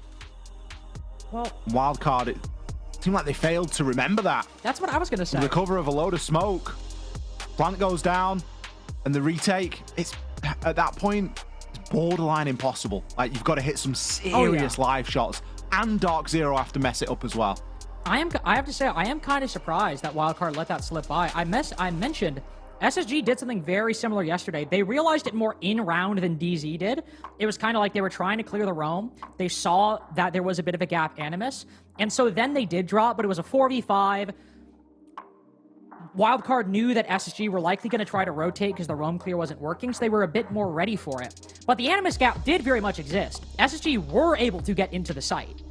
It's just then Wildcard were rotating down and were actually able to fight them by the time SSG got in. But that gap existed there yesterday. It was the same strategy. And going into today, rewatching that game, it was very clear to me, as it was clear to SSG.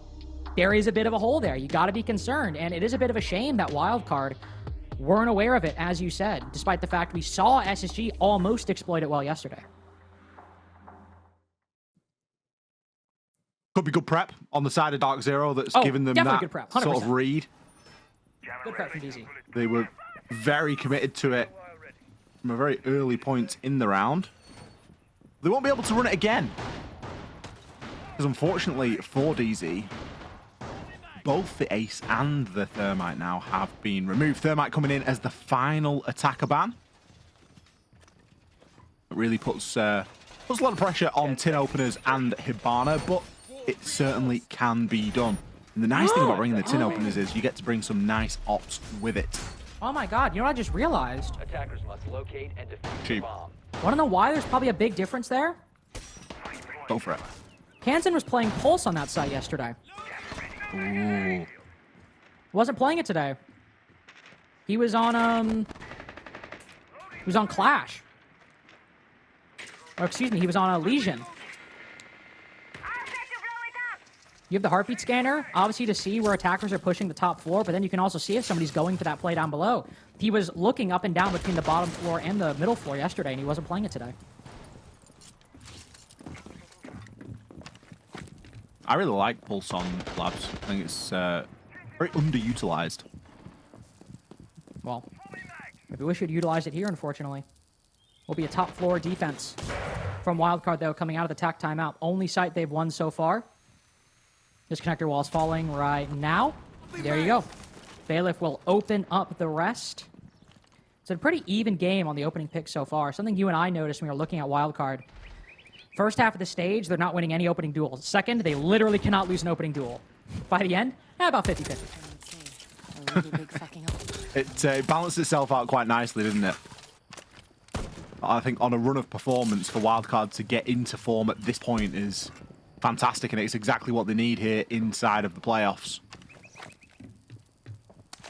Just depends on whether they've got enough to get it over the line right now. Darkzero have got a super narrow lead right now. Amber has missed a mute jammer there. Ooh. Not entirely sure how, because I thought he'd thrown it in a decent spot, but the splash radius on those secondary MPs is quite small. Maybe going to have to try and push him, because that is going to be the last one, and with no shock drone from Citizen, this IT breach is going to be a bit more tricky to get open than DZ initially thought. That's going to be a big problem. Don't really have any shields either to try to break any pressure. No Candelas or anything. This is a nice flank watch by Nath.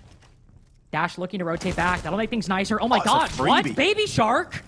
You just don't need to be there. You got no time. They don't have, yeah, what is he watching? There's IT wall open. Is he trying to let Dash get back?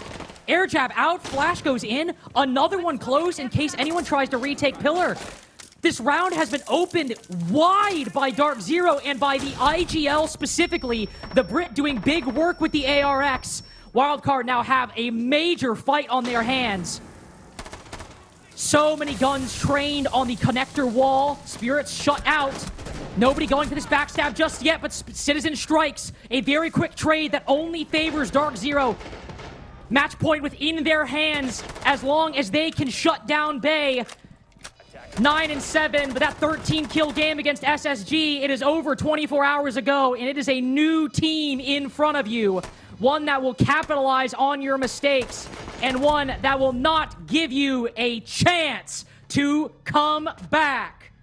MVP for Nath that round, but Wildcard starting to slip in the most crucial of moments.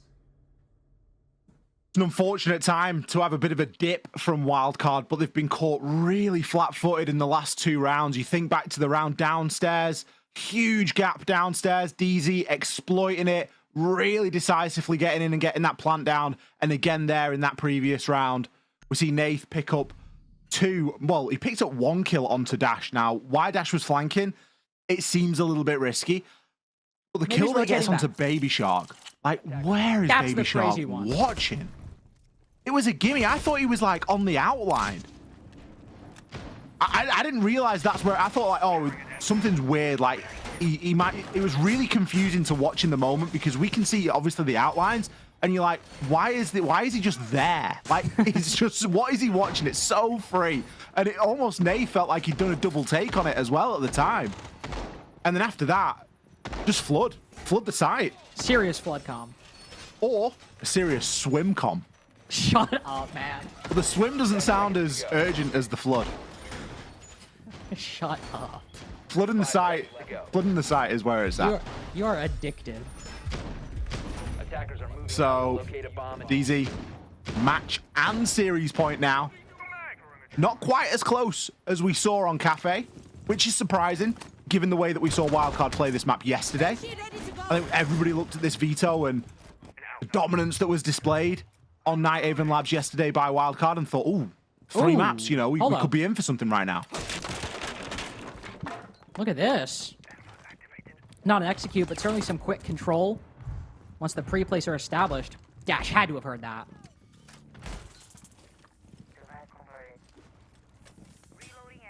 Where is he? I hear this Legion. Okay, he's rotated back now. You're hearing colors. He sounded on top of Spirits there. Like, it's just not my fault. It sounded literally locked in. It literally sounded like he was on top of Spirits.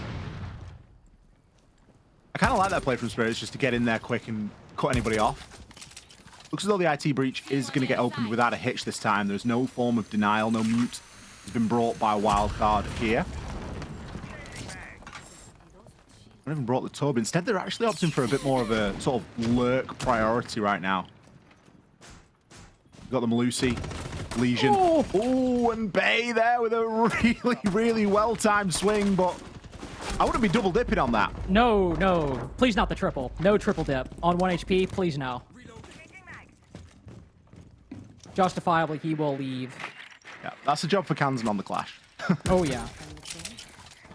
You have to be a little careful here, I will say. If you are able to press her Dash, who's playing bottom Aqua, might be a little bit of a gap easy to create. Ooh, those air jabs going in as well. Gonna be super nice. Spirits. Feels like he's doing laps. Ooh, will get taken out there by Dash, though. He will find his one. Ooh, in a second. Darkzero getting a little loose with it. Putting direct pressure on the site. They almost had the setup. And Spirits, you know, that's one thing. Going for his one on the backside, gets taken down. I think that's fair. You get the Warden in sight, we're chilling. But Panba going down in Garage? Might have just been a little bit ahead. Still room for Darkzero to recover as Baby Shark swings up behind the desk. Can't push any further. Air jabs galore inside of IT. This BP might help, but it won't get the job done. Dash must win round for Wildcard, and he is showing up. 3 kills so far. And they've trying to recover Garage. Citizen will now be the 3rd player in this spot. He's able to get the trade. But is there anything this Legion could not do? 4 kills for the new pickup, the veteran, but his first time in NA. He'll make it difficult and impossible almost for Darkzero to close out this round. But Citizen gets the diffuser. There we go. Low HP enough to make it work for Bay. And we are not done just yet. 1 round to go on Nighthaven. Can Wildcard push us to OT? I'm not going to lie, I was a little bit nervous when I saw Citizen allowed to get that plant down. I was too. Really expecting, because if he comes off that and hits a one-tap, which isn't beyond the realm of possibility, then that's a really difficult 1 versus 1 for everybody involved. As it stands, Wildcard get the job done. Kind of off the back of Dash. In fact, entirely off the back of Dash. Quite literally. Somehow pulls 3 kills out of nowhere, keeping control of that top floor. DZ, that was their one lifeline, if you will, to save this game from going into an overtime. There's still, of course, another map if we need it. Nothing wrong with going into an OT either. Would be cool, too. Not seen bank from either of these teams so far. So Wildcard's perma as well. So there is some confidence from Wildcard to leave that map up. Ooh, Citizen clearly getting a bit tilted right there. You're 2-0. You got another map if you lose. But I think that's very clear evidence that the pressure is not getting to DZ and that's affecting their performance. But I think they understand how competitive Wildcard can be. Yeah. Even though I will say, even though it's their map pick, Wildcard probably looking a bit weaker here than they did on Cafe. I'd like to think that that's like a frustration from Citizen, where it's like he knows that it could have happened. Like he's been in those situations before and won them, and he knows it's possible. And it's just like one of them. We could have just been done, you know? Could have been it. I don't think it. Well, I hope that it isn't something that's a little bit more sinister, but I'm sure it isn't. Spirit's back on his Glaz this time, and Citizen back on the Deimos. He did comment that we haven't really seen the true value out of the Deimos, in part due to the mute jammers. And the mute is available and prevalent here. So we'll have to see if he's able to navigate around them at all. Really, the main port of entrance is, of course, going to be the IT breach. Really interesting, though. Baby Shark bringing out the Frost. Not a defender we've seen them run on any of these defenses on the top floor so far, I believe. Not yesterday or today. So I'm curious what motivated him to bring that out. We haven't really seen a lot of electrical, like, pushes or hop-ins or rushes or anything. We've seen Aqua backstabs. We've seen pushes from IT in front, but... really intriguing. Easy again, coming up a little bit of obstacle at getting that IT wall open, but it seems as though the job has been done now. I do love a Frost pick in a must-win round. It can really just change the pace and catch players off guard, especially if it hasn't been something that's been used up until this point. There's no worse way to go than a Frost mat. Pamba, big kill there. Walks into IT, is just allowed in. Oh no! And another one! Dash caught in the air jab. That's crazy coordination between Pamba and Nave. Literally in the moment puts the air jab up. Whether that's coincidence or intentional. That's given Darkzero another potential layup. It was a 1v2 for NJR to close out Cathay. It was around Wildcard. Probably should have won. Now even more in the disadvantage. Kansan is able to find NJR, but off the back of those early picks, Darkzero pushed into IT. Now they'll slowly start to dip out just a little bit. So we've got a Deimos track as well this time. Pamba, it's party time, baby. That's it. It's party time. Kansan's got to go huge. Pamba on low HP as well. The death marks could be important, but it's just Spiker. The IGL. Playoffs not done here, but it will be a lower bracket run. It'll have to be vision spotted and done.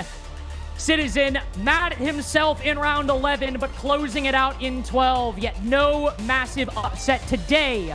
It will be a rematch of the NAL finals last year. Darkzero Shopify after this, Ollie. I think you've really got to give an honorable mention to Wildcard there. They have shown up in a big way against Darkzero, but they just didn't have it in their locker on Nighthaven Labs. It was not as close as we saw Cafe. And I think a lot of us expected it to be even closer, if not favored Wildcard going into it. But DZ are going to take it in 2 clean maps. We're going to throw this one back to the desk and set up for our last best of 3 of the night.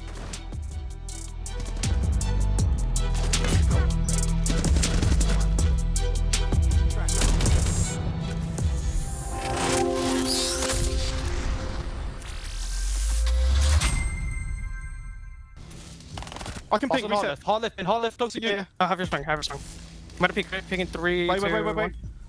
Pick 4. Nice! Yes, boys!